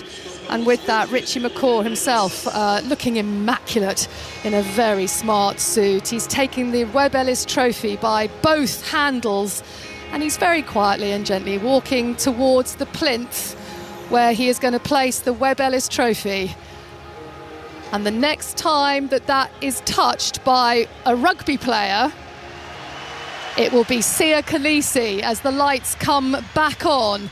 That was a lovely moment, and it feels, Chris Jones, almost like we've had a sort of handing over, haven't we, of the trophy from the All Blacks to the new champions. Absolutely, McCaw has had that trophy 2011, 2015. It's been his and New Zealand's for the last 8 years, and we kind of thought that after last weekend maybe it was England's time, given they so comprehensively beat the All Blacks and ended their reign. But as we've said a lot, Paul Grayson, wasn't to be, because they were just well beaten by the Box. Do you remember, Chris, almost 2 months ago when Richie McCaw brought the World Cup out in the opening ceremony? Since. And he may pop back in between, but he walked away from it and sort of wistfully looked over his shoulder at the World Cup, and you thought, he thinks they're going to have that back in 7 weeks' time. The All Blacks didn't make the final. It's not going back to New Zealand or England this time. And at the moment, the presentation party, you can hear their names being announced on the big screen. The chairman of World Rugby, Bill Beaumont, is up there. Of course, the former captain of England, so it's going to be a slight tinge with regret maybe for him, although as a whole for World Rugby it's been the most phenomenal tournament that came to Asia for the first time, and Japan has more than played its part. The Imperial Highness, the Crown Prince Akishino is on there, member of the Japanese royal family, and also the Prime Minister of Japan, Shinzo Abe, is up there too. But the Springboks, they're a little calmer now. The celebrations have settled down, but they will be celebrating again. You can bet your bottom dollar when that trophy is awarded to them. Let's get some reaction from the Springbok cap, and we can hear from the mastermind of their success, Rassie Erasmus. Springbok coach Rassie Erasmus. No team has ever dropped a pool game and gone on to win the Rugby World Cup. How were you able to mastermind that tonight? I just think the boys believed in themselves. We're a bunch of guys that have been together for 19 weeks. They know one another really well. We've got so much respect for England. We really prepared well, and I think we fought right till the end, and I'm so proud of them. And we just, I think, also a little bit fortunate, but we're really enjoying it at this stage. When you first took over the Springbok appointment, for you, what was the first thing you needed to identify to think, right, this is what we need to get to the top of the world at the Rugby World Cup? No, just use our players and use our, the intelligence we have in South Africa and the supporters we have and all the resources. And there's so many good things in South Africa, but we always, in the past, seem to look at all the bad things. And we just decided, listen, let's stand together and work really hard and play well on the field, and all the other things will then, from that, come out later. And I think that's what we did. And eventually now we've won the World Cup, so that's great. I'll leave the last word for you. What would you like to say to all the Springbok supporters here and at home? I first would like to say thank you to Japan for the day they've hosted the World Cup. And then to the Springbok supporters, I would just like to say we never felt alone here in Japan. We felt them all the way. not just the supporters here in Japan, but also those back home. All the messages, all the the WhatsApps, all the Facebook, the Twitter feeds. We know there's millions there, and we know they support us, and we love them. We can't wait to get back home.